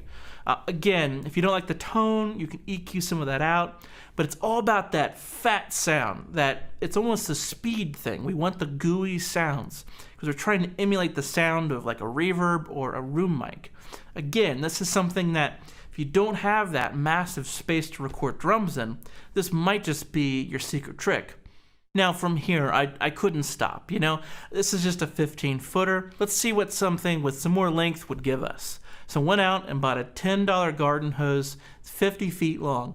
I mean, this garden hose is really thin. It almost wants to kink when I'm just maneuvering it around the drum set. I kept the garden hose somewhat coiled as it stretches around the drum kit because I really don't want to go away from the kit. I want to keep all the hose close by. Here's what a 50-foot garden hose sounds like.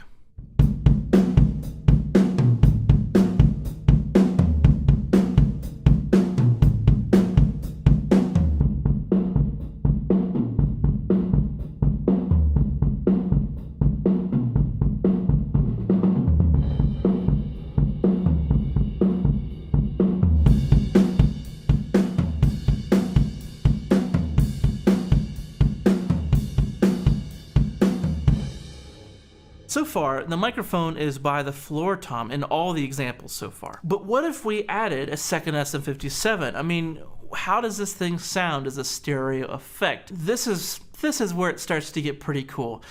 Even stranger, but still really cool. Let's check it out.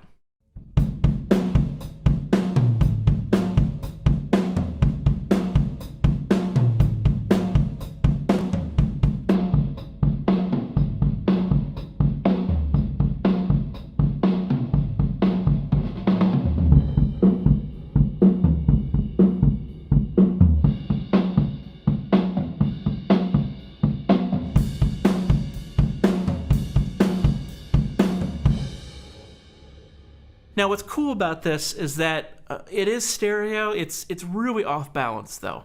I don't know what I have to do to make this better balanced. So I did quite a bit of experimenting, trying to get the balance from left to right somewhat even, especially in the high end. So what I started doing is moving around the garden hose. The first quick example is going to be moving in that microphone to see if maybe sound's going in directly into the mic, and moving the microphone really under the snare, going up under the floor tom and towards that snare.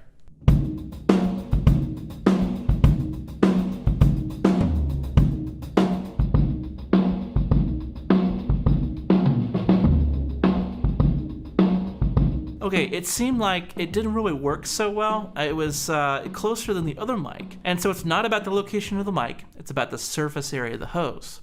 So then I said, well, maybe I just want snare. So I bunched up very loosely and still laying horizontally on the ground the 50-foot hose in front of the snare drum. So it's all right in front of the underside of the snare to hopefully give me a great stereo image of just the snare drum. Let's see how well it worked.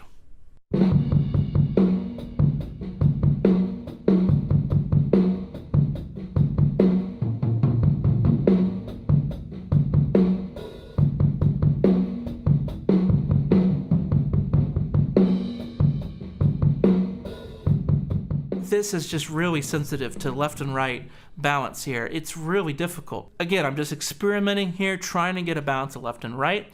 Let's keep going. Maybe I need to do a tighter coil, just coiled loosely right in front of the snare drum. Let's see how that sounds.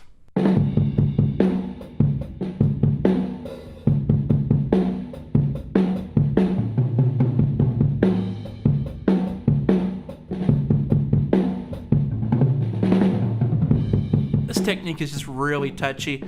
I don't know that you can ever achieve a really good balance between left and right sonically, but I would say that for my general purpose, I can either use it, maybe not hard panned, but maybe I'll try to even out the channels a little bit, or maybe I'll just pick one or the other. If I want something that's kind of low end heavy or something that's kind of high end heavy, I have two tones to choose from and use it in a mono application during mix time. And finally, the last test I want to show you is actually one of my first tests, and it's before I uncoiled the 50-foot garden hose. So just factory coiled, and it's a mono example in front of that snare drum. Let's see how that sounds.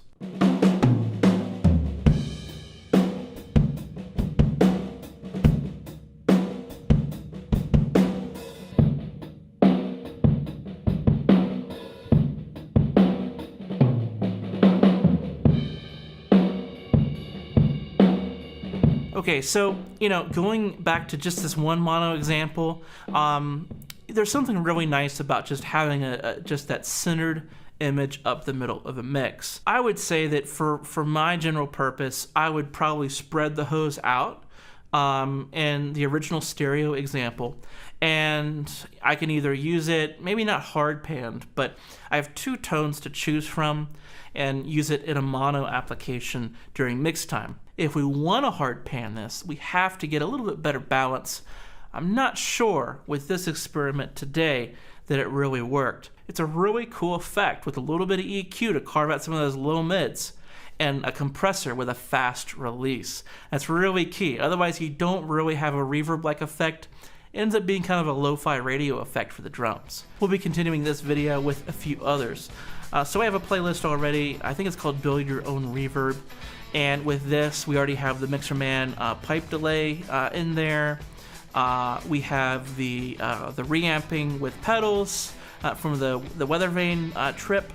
We'll have this in there, and we have a few other tricks that we're gonna try to build your own effects and your own reverbs. This is gonna be really cool. This stuff really doesn't cost a whole lot. It's just a great, original, unique effect. I'd love to hear what you think of this. Be hanging out in the comments below.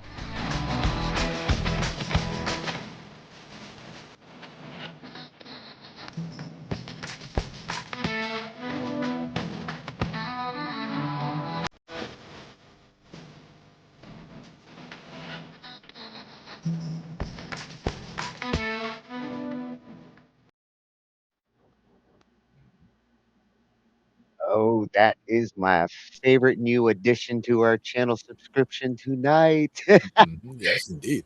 I like that a lot.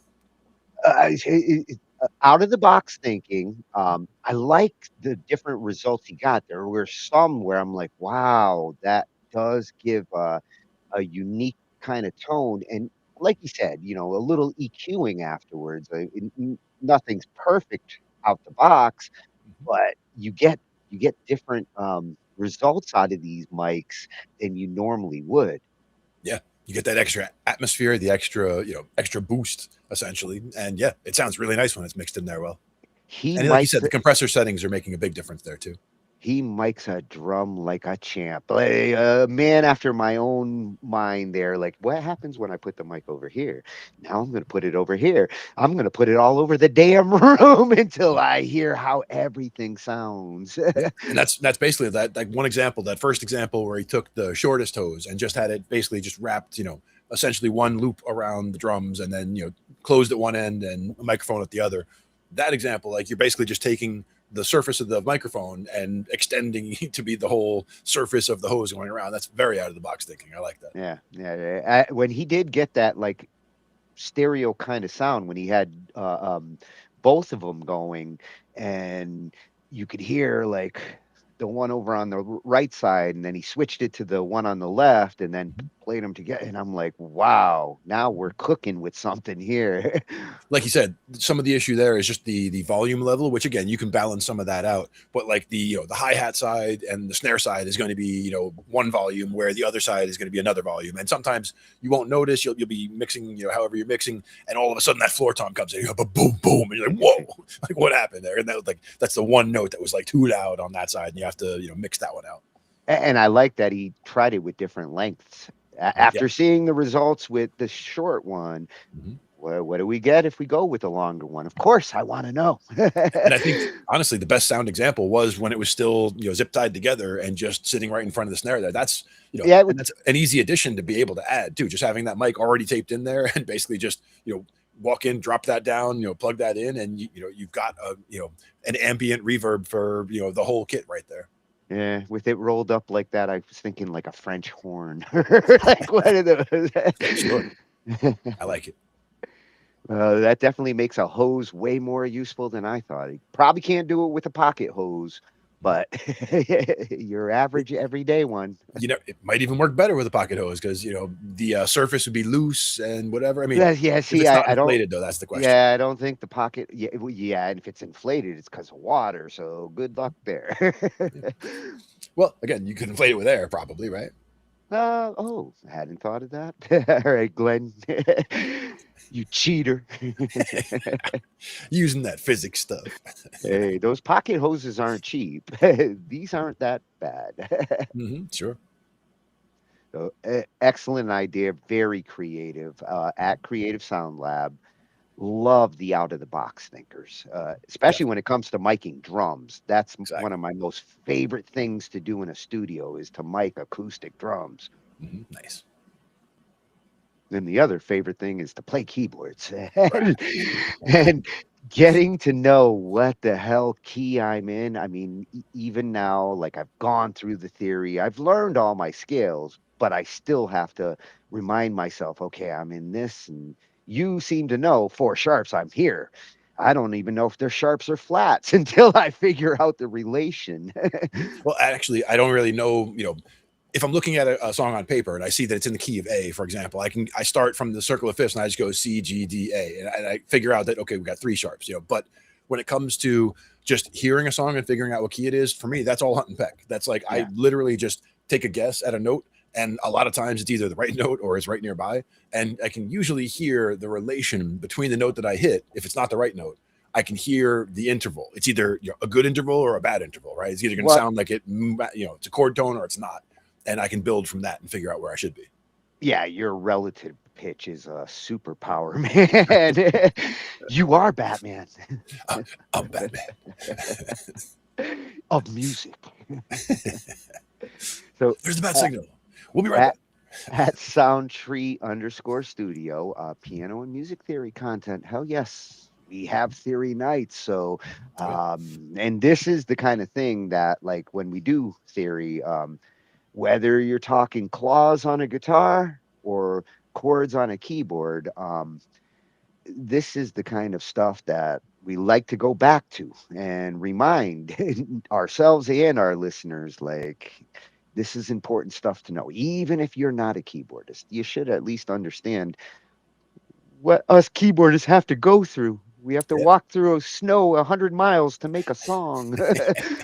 And that's the thing is, like, we've talked about it a number of times, but like for me, I started with at least 10 years of, classical piano lessons, going through all the scales and arpeggios and learning a bunch of different pieces, and, forgot it all over the years, but have, started remembering things. And I do play at practice sometimes, in a couple of different practices we go to. I'll jump on keys sometimes. I jumped on keys on stage a couple of times. Sometimes it went well. Sometimes they call it a random song and it's like, yeah.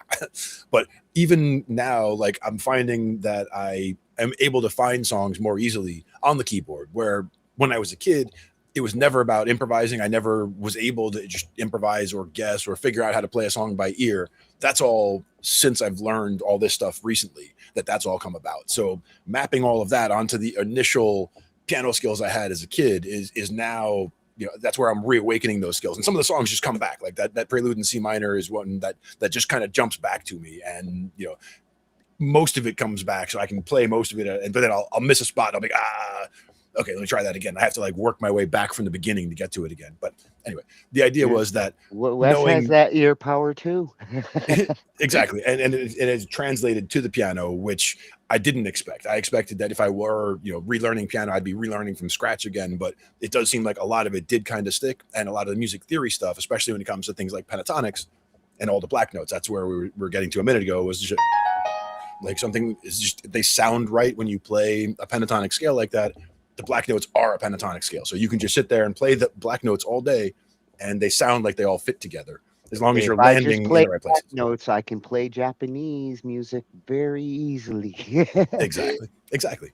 And there are, there are certain pentatonic scales that are not spaced out the same way. Like this is major pentatonic, minor pentatonic, but there are exotic pentatonic scales where they're using 5 notes, but some of them have an even wider spread between them, like using, a C and an A as the closest notes at all, or the C and the A flat as the closest notes at all. Like you'll have some that actually skip farther than you would expect them to, and they use notes that are closer together, but still only 5 notes.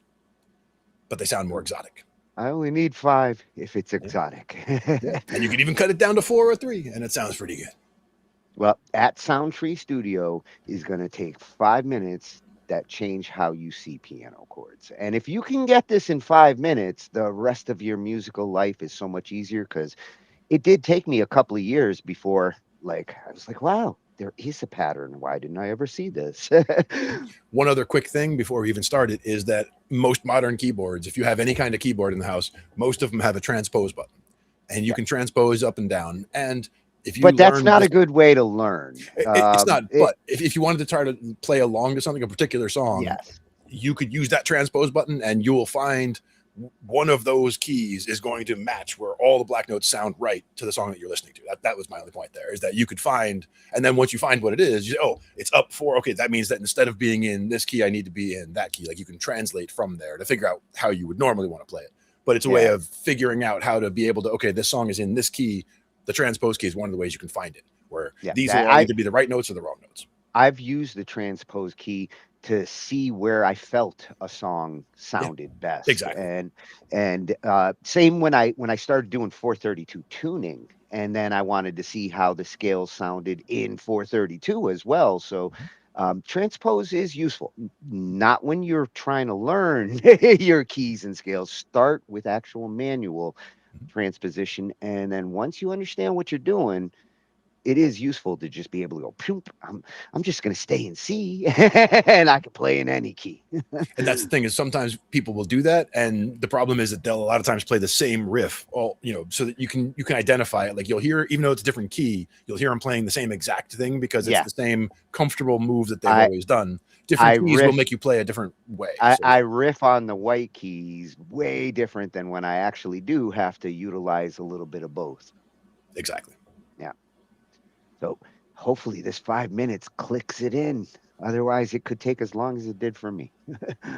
Let's see. Hey there, my name's Steven. This is going to be a quick video showing you the black key method. This method is going to give you an efficient way to practice and remember all of your major and minor chords on the piano. So if you don't know what the difference between major and minor chords are, I recommend you watch this video and then come back to this one, and everything should make a little bit more sense. So why should you bother learning this? Well, if you're just getting started learning chords on the piano, you likely know a few chords, maybe a few chord progressions, but there's likely a few chords, particularly the black ones, that you might not be super familiar with. So if you've got any confusion around that, I think this video is going to help you. So before we begin, let's talk about the entirety of major and minor chords. How many are there?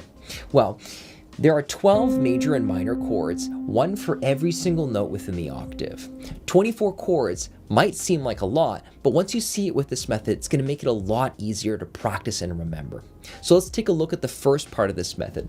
We're going to start with the group called the 0 black keys. This group and a lot of these other groups that I'm going to show you will all feel and mostly look the same. So one thing I do want to point out in the beginning is this sus shape.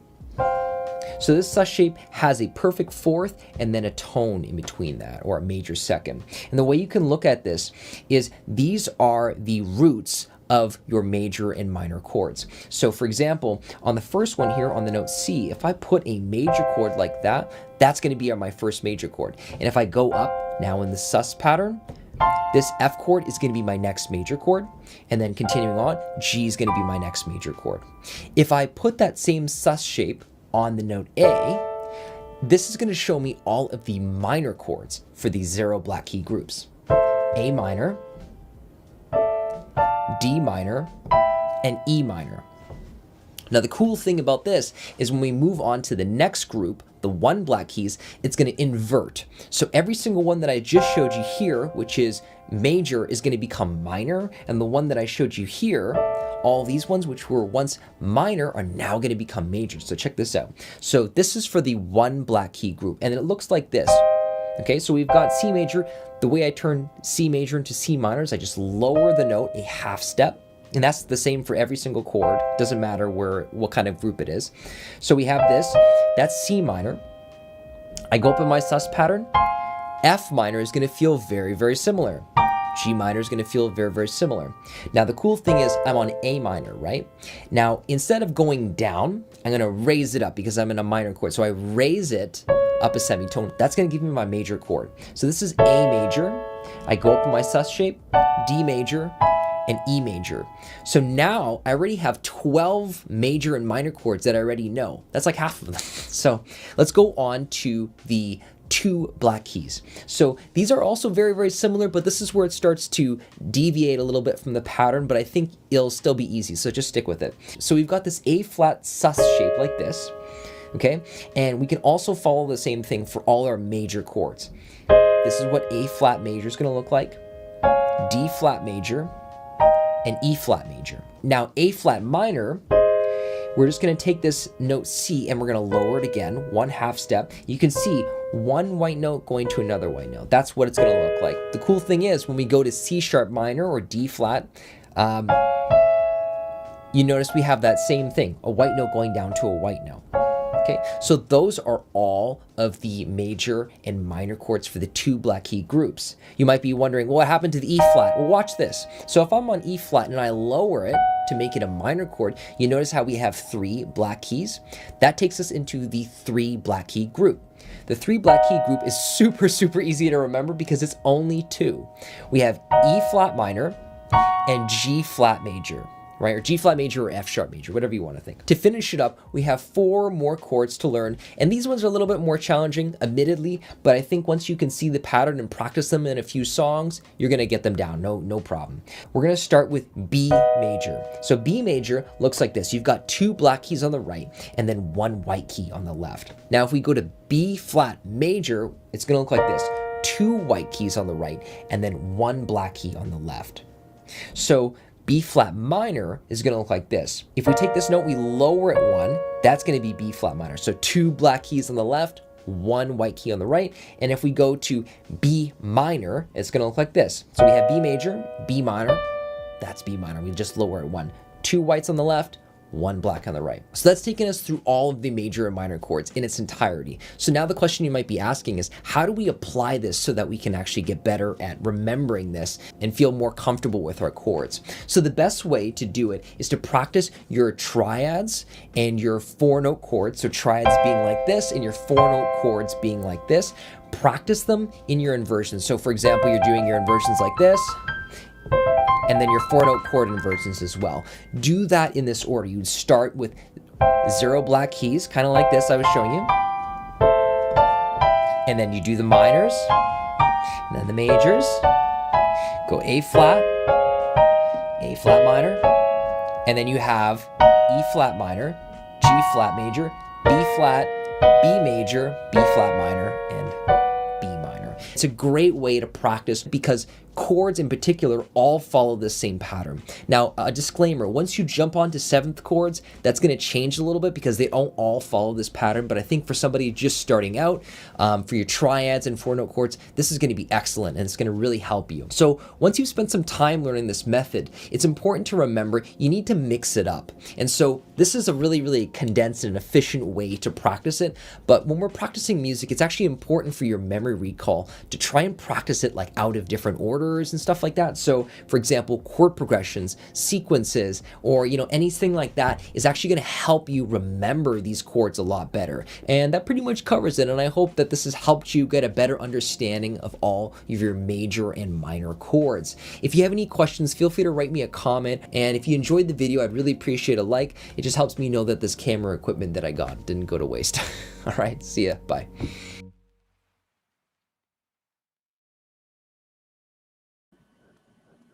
Oh, hell no, that camera equipment's being put to good use.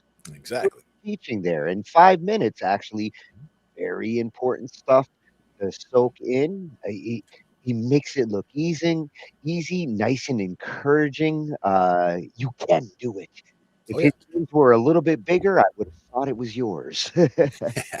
And with that sus shape that he's using, that sus 4, like the C, the F, and the G, that's big. And doing the C, the F, the G, and then the A minor version, you're basically looking at, those are all the chords of the diatonics that you would use in any kind of progression in C major or in A minor. So, once you get the feel for all of those chords, again, they're all the same shape, all 3 white notes each.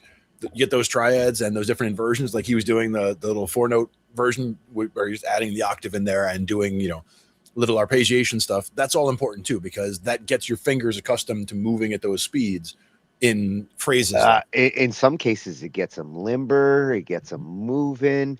I like his advice after you get used to it this way, get into the inversions, then start mixing it up.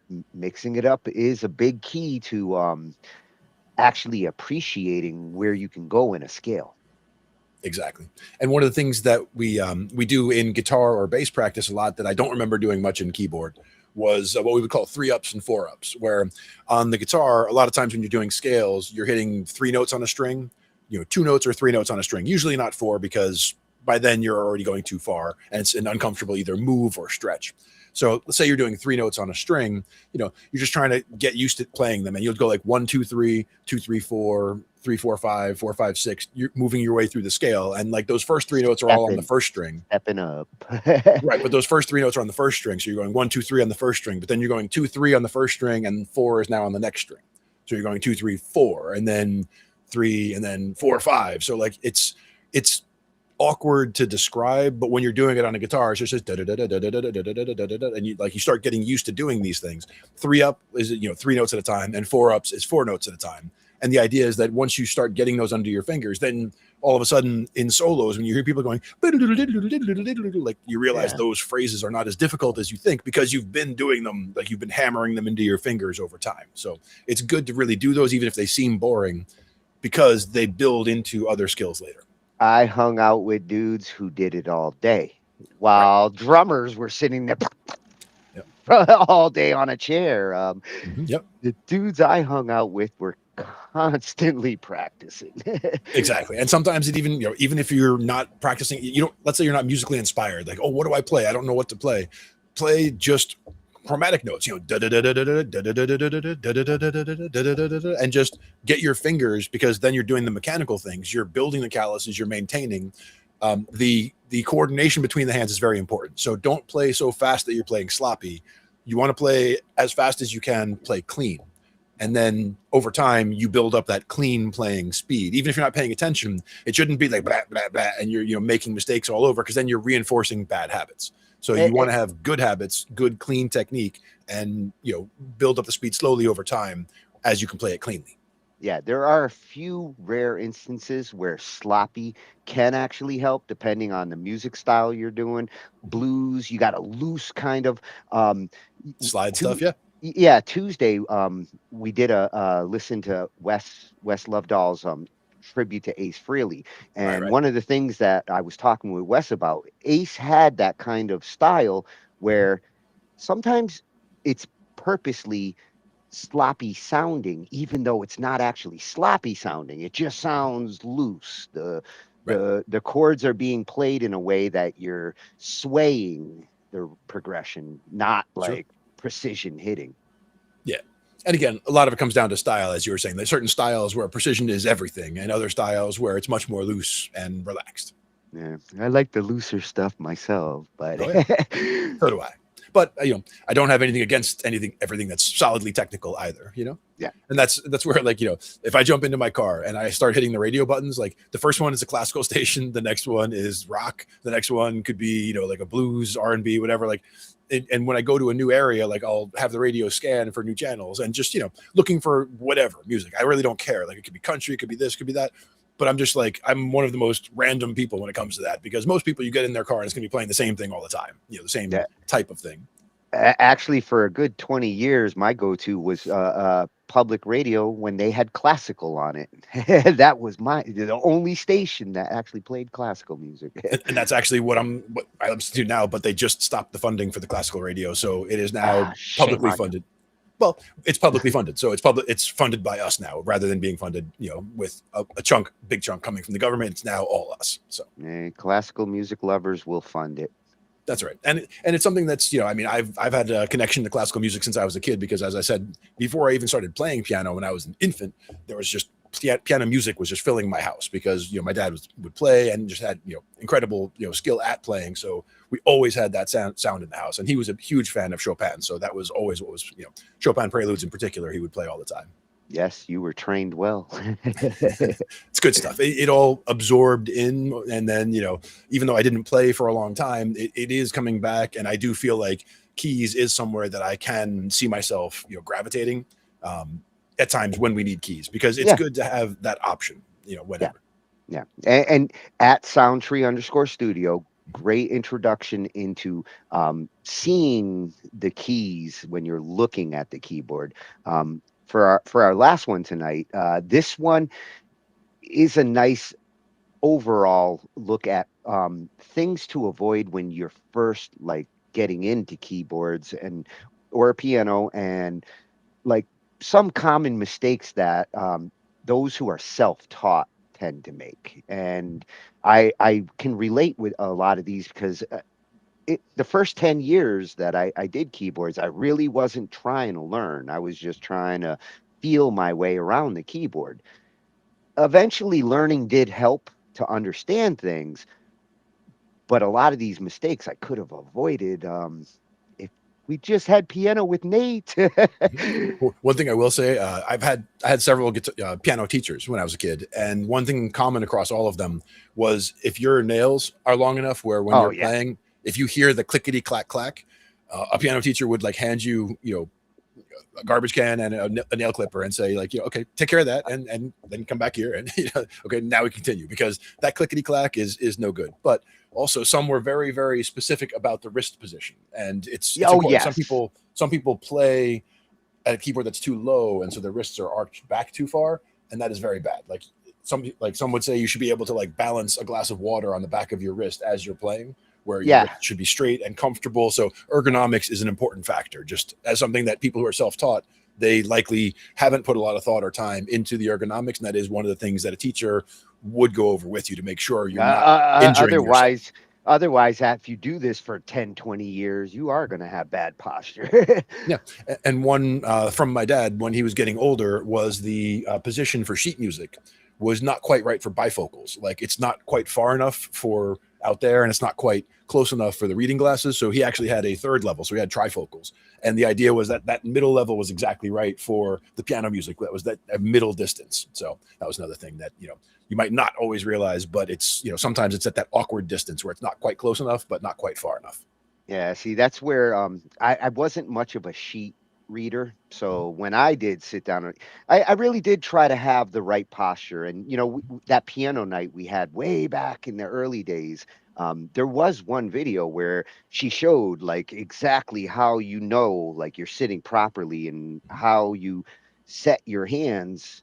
And that's where you should be on the keyboard. It's important. And you got to keep your back straight. You don't want to be like Amadeus style slouching. Well, the other thing is that most pianos that you would sit at, it's a piano bench. It's not a chair. It's not a recliner. It's a bench because, a lot of piano is kind of intense upright stuff. So you are upright and doing things just kind of like with a drum set. A lot of times you don't have a back on a drum set. Oh, sometimes you do, but I was going to say of all the instruments that you can play on stage, the ones we looked at, the ones sitting, if they are sitting keyboardists, which usually in the bands they're not, but if they are playing actual pianos and things like that, they do have to sit, and them and the drummers are the ones that are going to need a chiropractor eventually.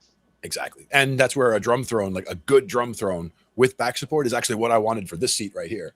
Because this seat, it's not a great chair that I have right here, but the idea is it doesn't have arms. So I can put a bass or a guitar in my lap and the arms aren't in the way, because I wanted a chair that I could just sit, roll around on. It's got wheels, so I can move around, but it has back support. So I could just lean back and have a bass or a guitar in my lap. If I just turn this way, this is my keyboards. If I push this keyboard off to the side, my drums are literally, that's what it's sitting on. So my drums are here. So it's like everything's right here. I've tried having a seat that rolls while I play, but somehow or another, eventually I'm playing like this because like I keep going back up because I like the sustain. So I need that sustain, but then I'm playing like this with my foot. Like you gave me an idea for an invention just now. Like, have you ever seen drummers? Like one of the things that drummers use to stop that from happening for the kick drum, because the kick drum will walk away, right? So one way is that they have a carpet that actually has like, a brick or a lip or whatever, something where it'll walk to a certain point, but then it gets stuck there, like, because the carpet won't let it move further. The other is basically, legs that have pins. They're not sharp, but they are, essentially a point that prevents it from moving further that way. It like digs in. So you could have something on the back of your chair. It's a rolling chair, but when you decide you don't want to move, it's like a brake that you drop down in the back where it's like, pins going backwards, legs with, feet that stop you now from going further back or rolling further back. Yeah, see, I could use one. I like the idea of being able to roll around here because I got a keyboard over here and another one over there. And it'd be nice to be able to slide back and forth between them. But once I'm actually there, it'd be awesome if I could lock myself in place. Exactly. And even just like the carts that we have to like push the equipment around, they have like wheels that you can just, click down and lock the wheels. So, that's another way you could do it is you could have a chair with lockable wheels. See, I can do it with that one, but unfortunately one of the wheels broke. So it technically doesn't work anymore. See, I thought you were going to say I could do it in that one, but that's the cat's chair. So we can't do that. Yeah. And that's the other problem. The cat owns it now. So at Piano with Nate is going to show us some common mistakes that if you're self-taught with piano, that you can avoid. To know is to the beginning of recognizing where some of these mistakes are. And it's not just for keyboardists either. A lot of this is universal. When you're just starting out with an instrument and how you assimilate it, understand it, a lot of this is practical. Yeah. And again, when it comes to keyboard, hand size does have an impact where, again, I can comfortably hit from a C to an E or an F and just barely reach to a G. A lot of people can barely hit an octave. So it will make a difference to how you play piano, how you play those 4-note chords that we talked about, that C, E, G, C. If it's very comfortable and you can just, knock out 4-note chords all day, that's good. some people, it takes time to build up to be able to do that stretch, where for me, that's not a stretch at all because my hands are already, that big where it's already not a problem. So it depends on that too. Lucky. And I believe you have this shirt, because I swear I've seen one. It of wouldn't them. shock me. Yeah. I have one that's checker pattern, like within arm's reach over here. It's a flannel, but something I just wear when I'm around the house. It's like a robe that I would wear around the house is what I'll do with flannels like that. I'm gonna dig up the episode that you had this shirt. I guarantee you, I can find you pictures of me as a kid wearing stuff, all just like that. No problem at all. I like it. And Nate, I wish I could have gotten some of this advice back in the 80s. I could have avoided learning the hard way in some cases. Exactly. These 7 mistakes can wreak havoc on your piano journey, keeping you stuck on a frustrating plateau, making you sound like an amateur, or even causing injuries. I'm going to share my personal experience with that. As someone who's taught hundreds of students and connected with thousands more through this channel, I see these same mistakes over and over again. But here's the good news. You don't have to make them. If you want to make faster progress and actually enjoy the process, this video is for you. And if you're teaching yourself piano through YouTube videos, stick around. This is especially for you. Let's jump in.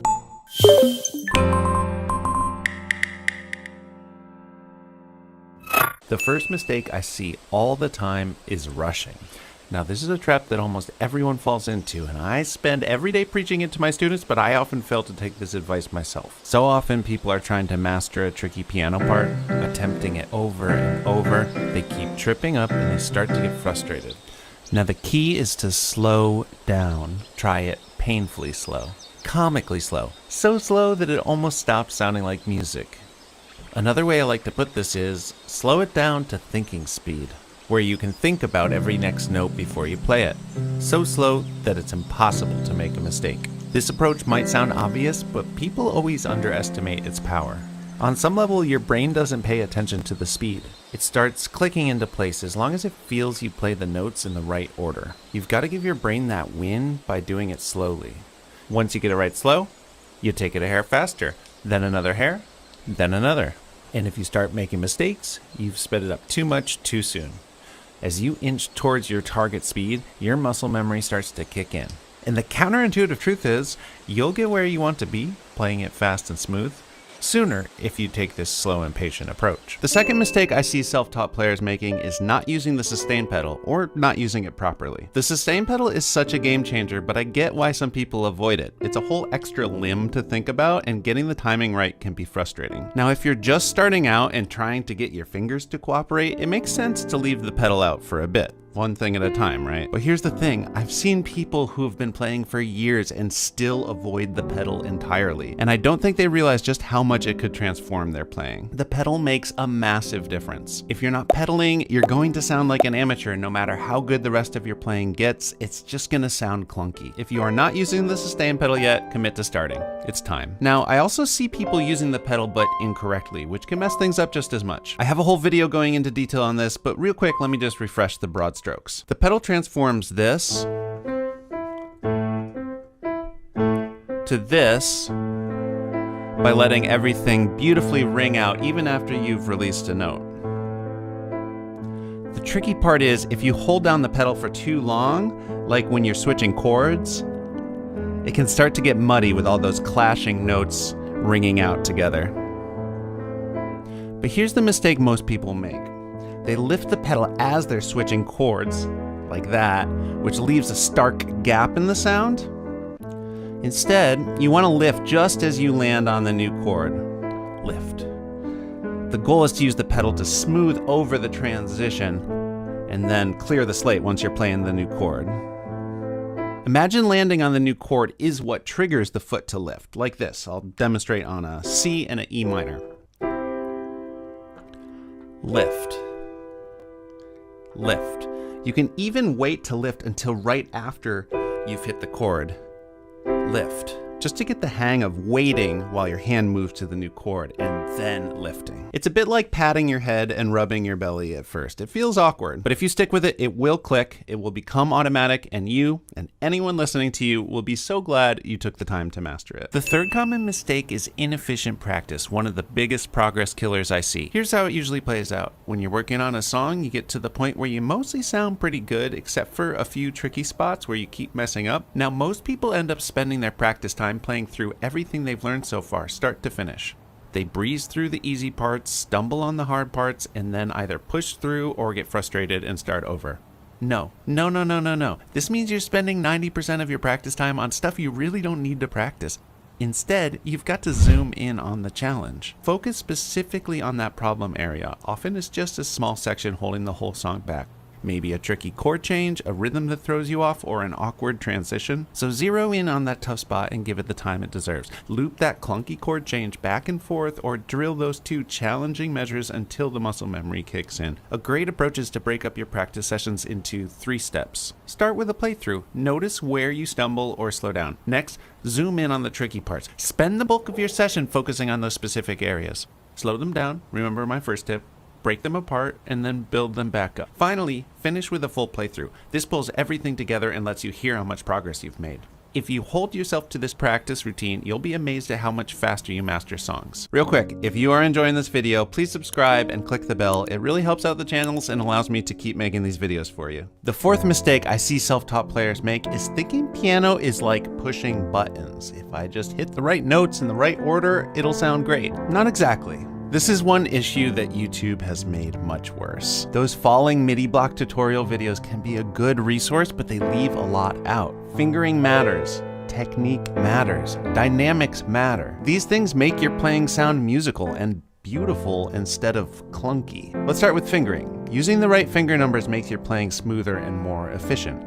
Bad fingering can leave your hands stranded, awkwardly struggling to hit the next notes. Beginners often have poor instincts for this, me included when I started, but over time, learning pieces with proper fingering and practicing scales builds those instincts naturally. So treat fingering as just as important as the notes themselves. If you're a beginner and your tutorial or sheet music doesn't include fingering guidance, find one that does. It's worth it. Then there's dynamics. The piano's magic lies in its ability to play soft, loud, and everything in between. If you ignore dynamics, your playing will sound flat and lifeless. Focusing on how you play, not just what you play, makes all the difference. Try recording yourself and listen back. That can help with noticing this. Or just really listening while you're playing, which is surprisingly easy to forget to do. And if your keyboard isn't touch sensitive, consider upgrading. There are budget-friendly options with this crucial feature. Piano playing isn't just about pressing the right keys, it's about creating music. Musicality is what transforms notes into something expressive and alive. Focus on proper fingering, technique, and dynamics, and you'll unlock the full potential of your playing. The fifth mistake beginner piano players make is not having a clear direction.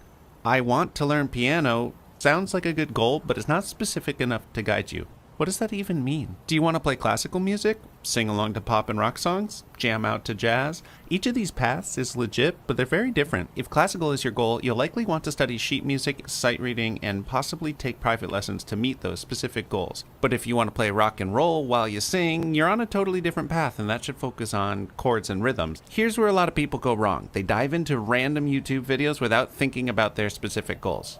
If you're watching tutorials on memorizing treble clef notes but want to play rock piano, you're wasting time. It's like wanting to bake a cake but watching videos on how to grill a steak. Look, the YouTube algorithm knows you're interested in piano, but it doesn't know your unique goals. Another question to ask yourself, are you aiming to go pro or are you playing for fun? If you want to go pro, don't fall for the master piano in weeks gimmicks. Getting to that level takes a lot of time and discipline. But if your goal is to have fun, relax, and maybe impress friends and family, don't let strict drill sergeant teachers have you thinking it's not within your reach. It absolutely is. Here's the key.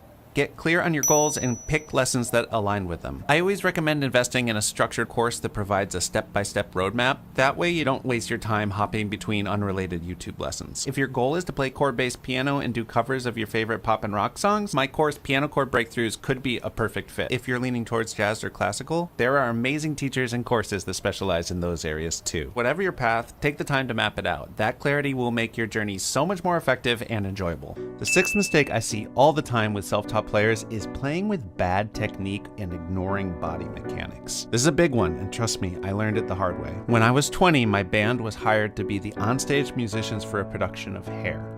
Suddenly, I was playing way more than ever before. Weeks of rehearsals, daily performances, sometimes 2 shows a day. I was aggressively playing rock piano for hours a day, and as a mostly self-taught player, I had bad posture and had tons of tension in my forearms. By the final days of the run, my right forearm started to seize up. But instead of resting, I pushed through the pain, and that's how I ended up with a repetitive strain injury. Long story short, I couldn't play piano for a year. I couldn't even write or type, and I had to take time off school just to heal. I woke up every morning with a sinking feeling, wondering if I'd ever be able to play again. It was devastating. I wouldn't wish that experience on anyone. It took lots of physical therapy and relearning proper technique with a private instructor to get back to playing. The bottom line is, playing piano shouldn't be painful. If it is, take a step back, shorten your practice sessions, and focus on improving your posture and technique. There are great resources out there that can help. My first lesson video covers the basics. But no matter what, treat your body with care. It's your most important instrument, and with good technique, you'll be able to play piano for years to come. The final mistake I see self-taught pianists making is not letting themselves enjoy the process. At its core, this is a mistake about getting in your own way, procrastinating, resisting sitting down at the keys, and killing your momentum as a result. One common way this happens is thinking practice sessions need to be all about scales, exercises, and serious work. Now, there's value in those, but if your practice feels dry and joyless, you're going to lose motivation fast. Here's the thing, it's okay to mess around with fun songs you're excited about. In fact, giving yourself permission to play just for the fun of it creates a spark, a sense of joy that makes you naturally want to come back to the piano more often. A lot of people who follow my channel and courses just want to play for their own enjoyment. Maybe you want to impress your family or have a moment in the spotlight at an open mic night. That's awesome, but despite having these casual goals, so many people still hold on to this outdated belief that the only way to become a piano player is to practice for hours a day, grinding it out. I think that notion just hangs around because of traditional ideas about piano pushed by teachers who thought the only legitimate goal was to become a virtuoso concert pianist. What happens when you feel like practice has to be long and grueling? Avoidance. You put it off because it feels like a chore. But here's the truth. Short, fun sessions, just 20 minutes a few times a week, can add up to incredible progress. And when you enjoy those practice sessions, you'll naturally stick with it. So my advice, play regularly, even for smaller amounts of time. Cut down on the guilt and negative self-talk and focus on creating a positive mindset. You'll play more, improve more, and best of all, actually enjoy the journey. Speaking of negative self-talk, one of the biggest mindset traps I see is when people tell themselves, I'm too old to learn piano. If this is you, let me stop you right there. I've seen countless people in their 60s, 70s, and even 80s go from total beginners to confidently wowing their friends or jamming with their grandkids. Sure, you might not have the dexterity or brain plasticity of a 10-year-old, but you do have other advantages. With a lifetime of learning under your belt, you can actually absorb concepts much faster. When I transitioned from teaching kids to teaching adults, I was blown away by how quickly adults can make progress when they stick with it. Of course, adults face different challenges. Life gets busy and you don't have a parent standing over you making you practice, but when you do stick with it, the results can be incredible. And again, the best way to stick with it is to make sure you're having fun. Another way people block their enjoyment is constantly tackling songs that are just beyond their current skill level. To give arbitrary numbers, let's say your general playing ability is a 5. If you're most people, you're constantly trying to learn songs that are a 6. Now, challenging yourself is important. That's how you grow. But don't forget to also spend time playing songs that are a 5, or a 4, or even a 3. Why? Because when you're not in survival mode, you can relax and focus on the subtle, expressive aspects of music. Things like dynamics, and just really getting into the flow of playing. When you're white-knuckling it through a tricky song, just trying to hit the right notes, you miss out on that magical experience of truly connecting with the music. It's just so much fun to play something really well, regardless of how hard it is. So here's the bottom line. If you're having fun, you'll naturally play more. That means you'll make more progress. We like progress, but also you'll just enjoy yourself more. Isn't that what it's all about? Thank you so much for watching. I hope these tips help you avoid some of the common pitfalls that can slow down your piano journey. Now I want to hear from you. Did any of these 7 mistakes resonate with you? Or are there other challenges you've run into as a self-taught player? Let me know in the comments. And if you found this video helpful, don't forget to like, subscribe, and share it with anyone else who might need a little piano inspiration. Happy practicing, and I will see you in the next video.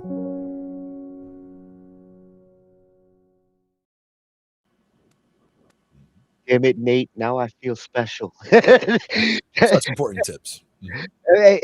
Great advice and such a nice way to present it.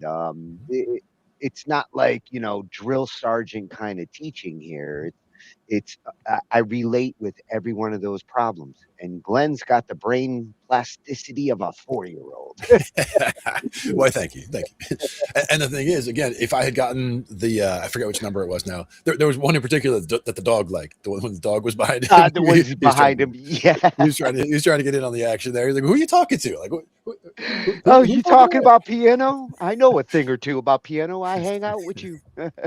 Exactly. But again, the importance of the ergonomics, big. Like self-taught players just don't appreciate how you really can injure yourself. You really can cause harm by not. When he talked about like that year where he had to go through that, in my early days, I had a couple of moments like that too, where I was like, it was only made worse, but by being a computer guy. And not only am I getting bad ergonomics like all day at work, but when I go jam at night, like I'm not being proper in my posture, and it's a miracle I can sit up straight. Yeah. Well, as I was learning bass, like again, self-taught on the bass in recent years, essentially, in the last 15 years, let's say, but most of it just sitting around and playing and realizing that, you really need to build up the calluses on the fingers, because, you can play, like if you just play aggressively for 10 minutes and you haven't played in a week or two, you will get blisters and it'll make it difficult to play,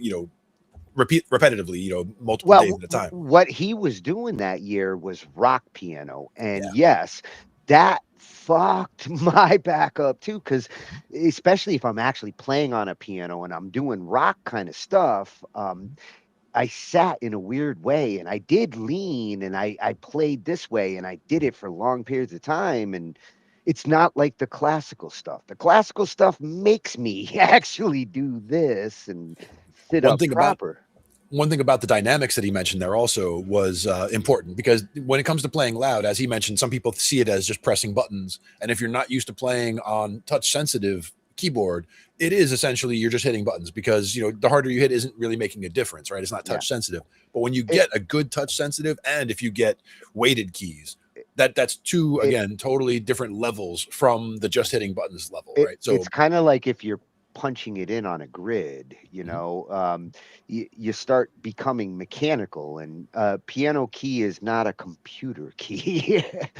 And that's one of the most important things that you can learn from a private teacher, I think, is the ability to play the same passage super quietly where it's barely registering, and super forcefully where it's almost as loud as the instrument can get, and be able to play it both ways at the same speed, essentially.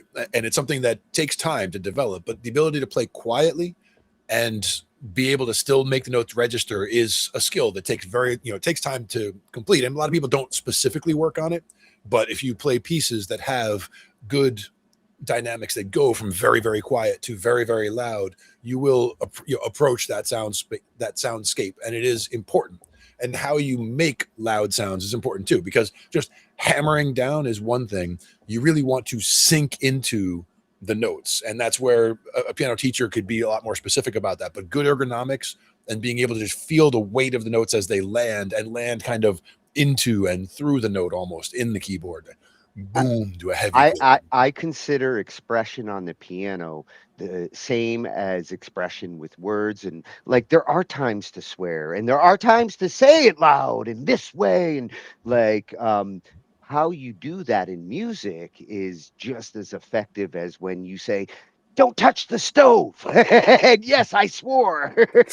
Like, you get the message across musically when you learn dynamics there. And when you play very quietly, you're really bringing the listener in because they need to like lean in to be able to hear that next part. And you don't want to just go right from there to the jarring unless that's what you're trying to accomplish in the song. But, you know, if you're building things, you know, in a certain way, you know, you're drawing them in and then, you know, bringing them somewhere else, you know? You really know you wrote it right if your audience actually does that in the crowd. Like, there are times where I'm listening and it's like, whoa. Oh, now I'm really listening to the words, and yes, I lean in physically because I'm mentally trying to focus.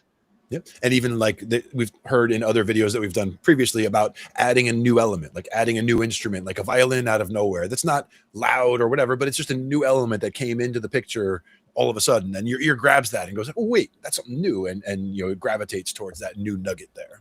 Yeah. The one tip that resonated the most with me, no pun intended, was the sustain pedal Yes. tip, which I probably still don't do it right because I'm a sustain whore. Like, I love the sound of piano sustaining, and a lot of times I write specifically for it to do that. But like he mentioned, like you eventually learn when to activate it, how to pull it off, and with my baby grand, the other two pedals, like eventually I realized, like, wow, this middle one, I get a little bit of both, and this other That one, one is the best. everything's muted. And once you do actually pick up all those pedals, add an expression pedal on a synth, you really can do a lot with your feet. Me, I almost never used the muting pedal unless it was like, you know, someone in the house is asleep and I wanted to try something out. You know, I could use that pedal to kind of keep it down. But otherwise, I want Or to go quietly. you're playing a certain kind of style where classical, it definitely has moments where like the piano's meant to strike and it's like poof poof poof poof, and the muting is just like how guitarists do it when it comes to like jazz or disco. Well, that's the other thing is with the you know, the way the hammers, you know, come up and down and the way the mutes come up and down as you release the keys, it should bring the mutes back so that the notes won't ring out as long if you don't have the pedals down.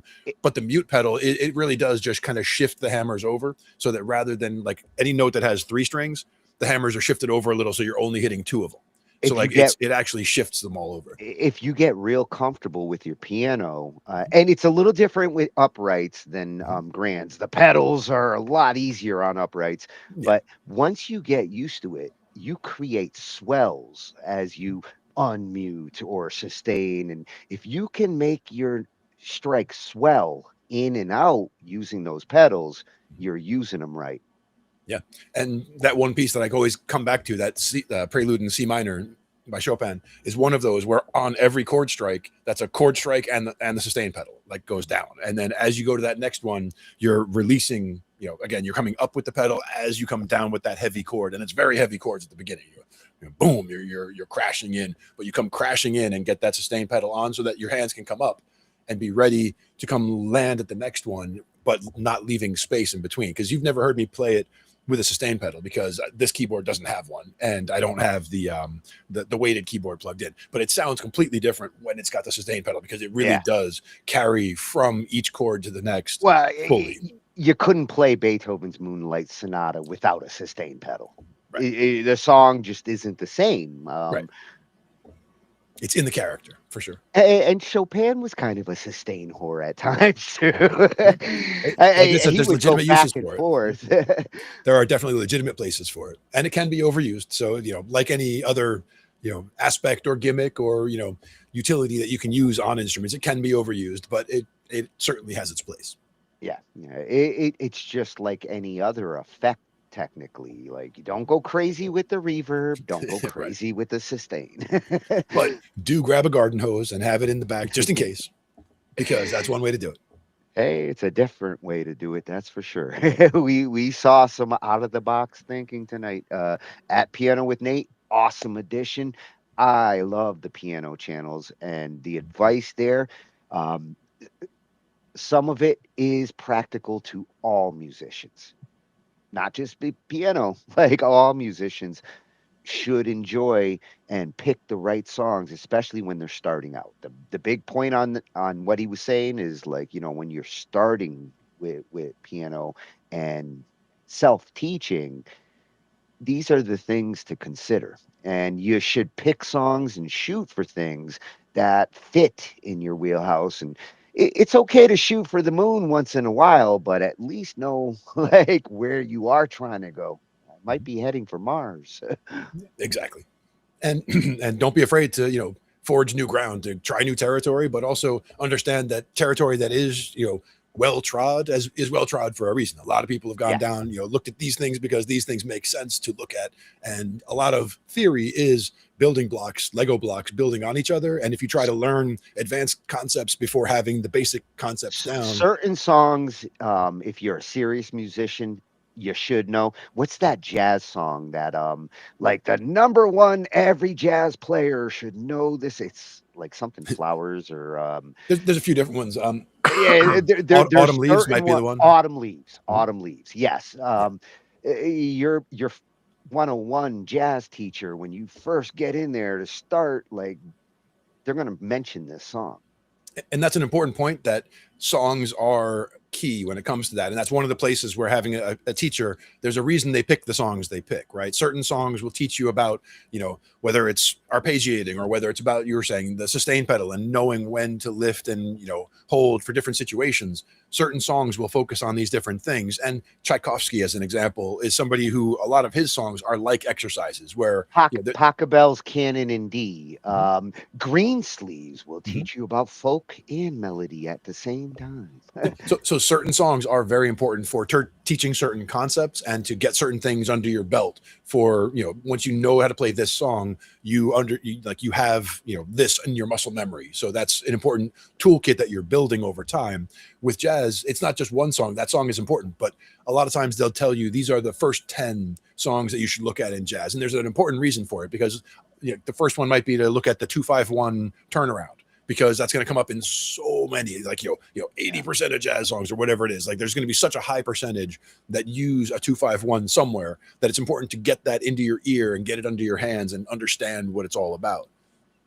When it comes to being a musician in jazz, it's a way of life. Like you commit to music especially the drummers more than any other member in a jazz band.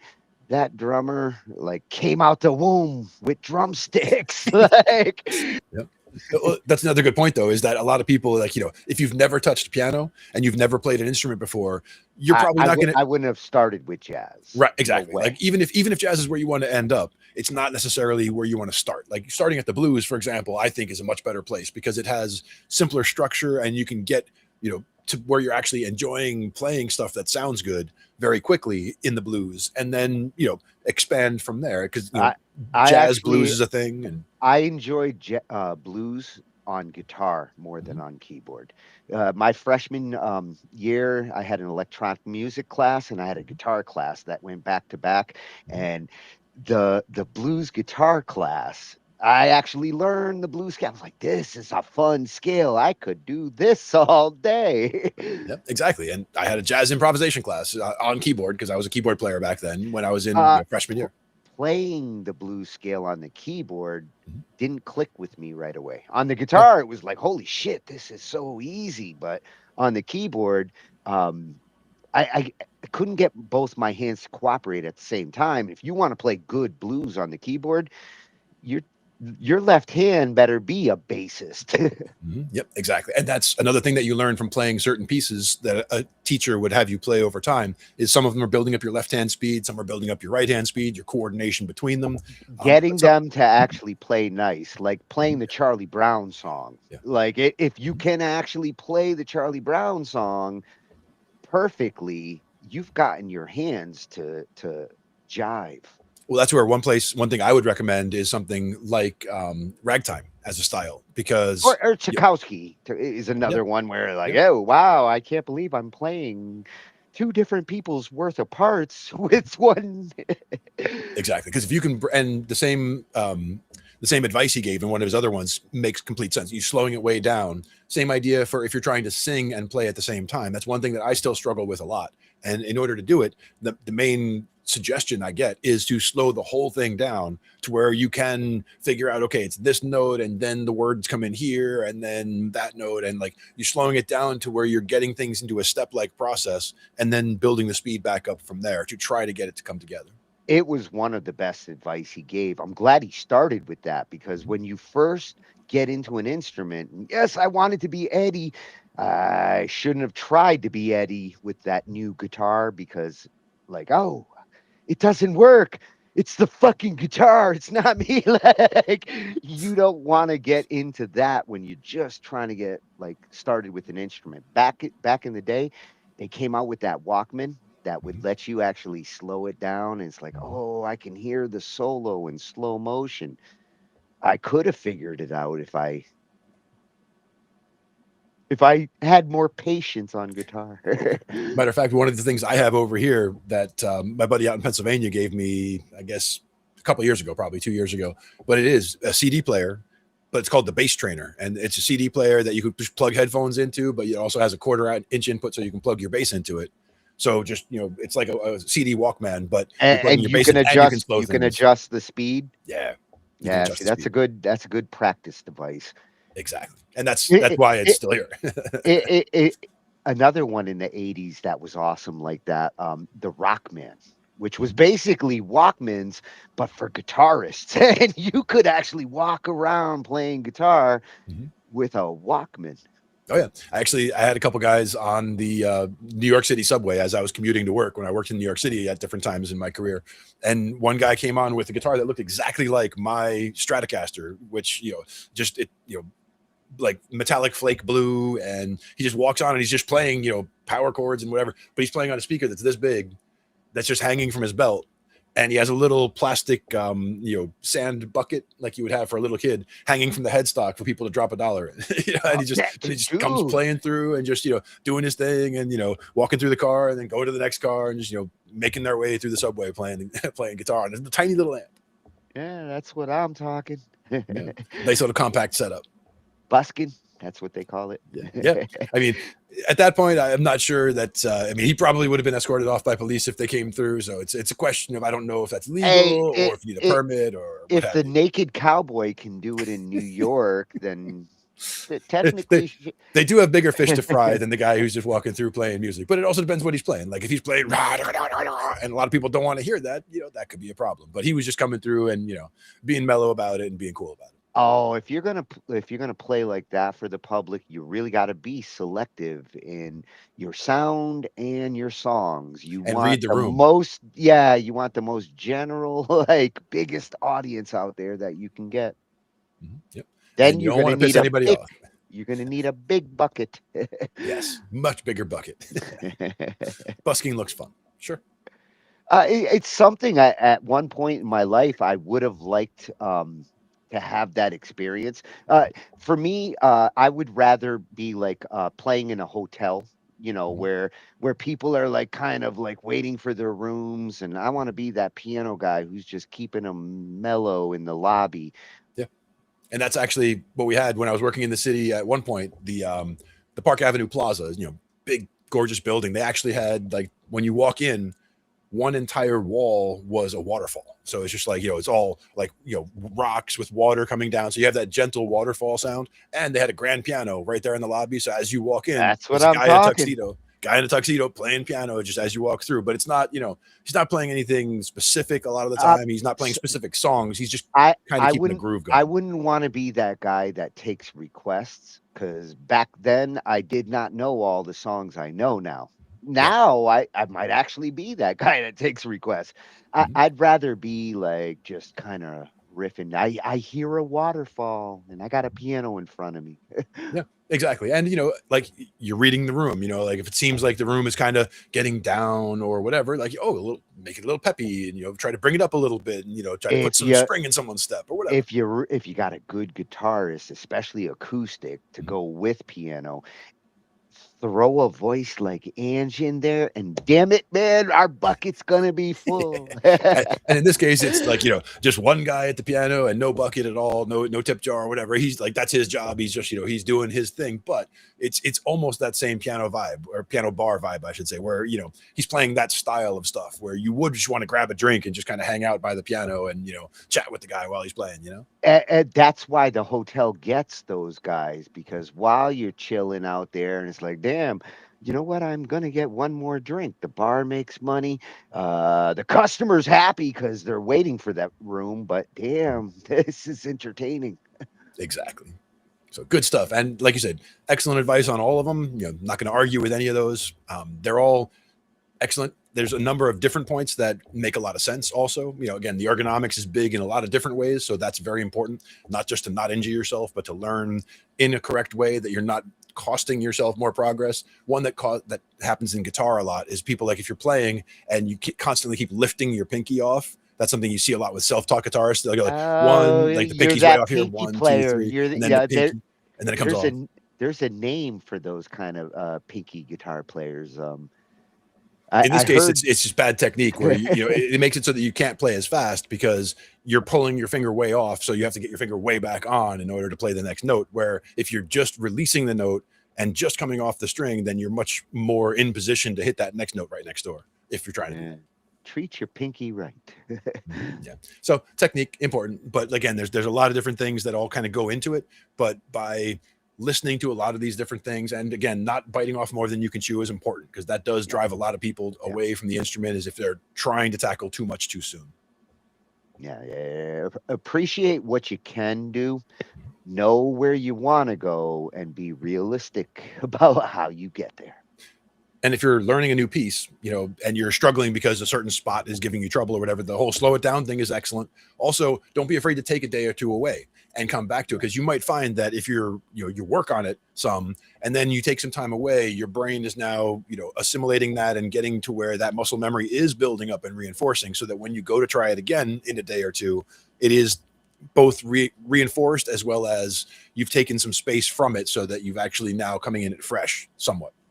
Yeah, we were talking about that in the back room the other night, about like when you recognize you're ear blind, or like, wow, I just can't come up with these words right now. And when you hit that level, being able to inhale, take that break, come back and complete the task. Because a lot of times the inspiration will hit you while you're doing other things. That's one of those things, that eureka moment is usually when your brain is busy doing something else automatic. Like, you're making lunch, or you're out on a walk or whatever. Like, you're doing something where you're not even actively thinking about the problem you were trying to fix or the song that you were trying to learn. But then as you go to sit down, you realize your brain was working on it while you were away, while you were doing other things. Eureka! Glenn just gave me an epiphany.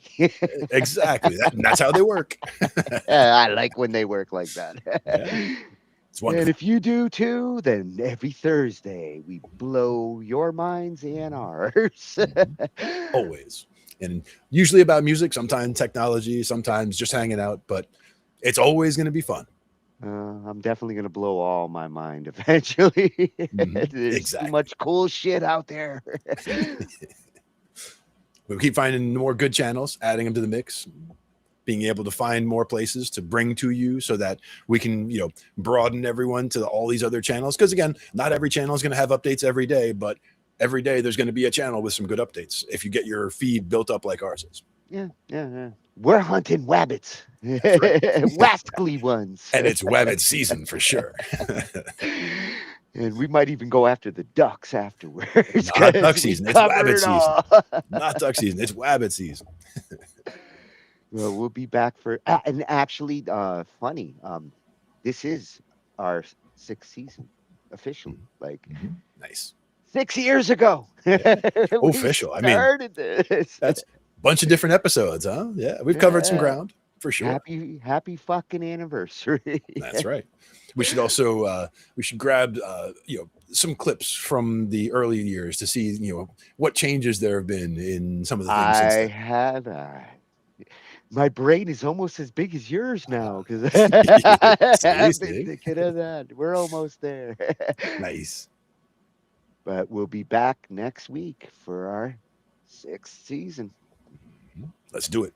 Artemis launched yesterday. Good stuff. 6 years ago, we did too. That's right. And we'll see everybody next week. Night, everyone. See you. We cover digital audio workstations and music tools. We explore theory, gear, and MIDI too. How to arrange, compose, and the art of arranging. Taking a look at AI and how the times have changed. On a PC or a Mac and even with a mobile device, we'll be talking about it all every Thursday night. From software to plugins and synths that entice. Dive deep into tech and let creativity take flight. Talkin IT. We're talking IT.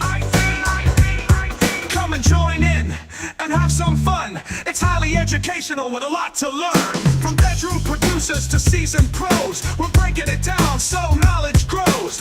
Whether you're a DJ or a beat making wizard, we got the tips and tricks to make your sound sizzle. Mixing and mastering, that's our jam. With the tutorials and tips on how much rev. Get the best quality from your setup and gear. Tune in every week and lend us your ear. We're talking IT. Come and join in and have some fun. It's highly educational with a lot to learn. We're talking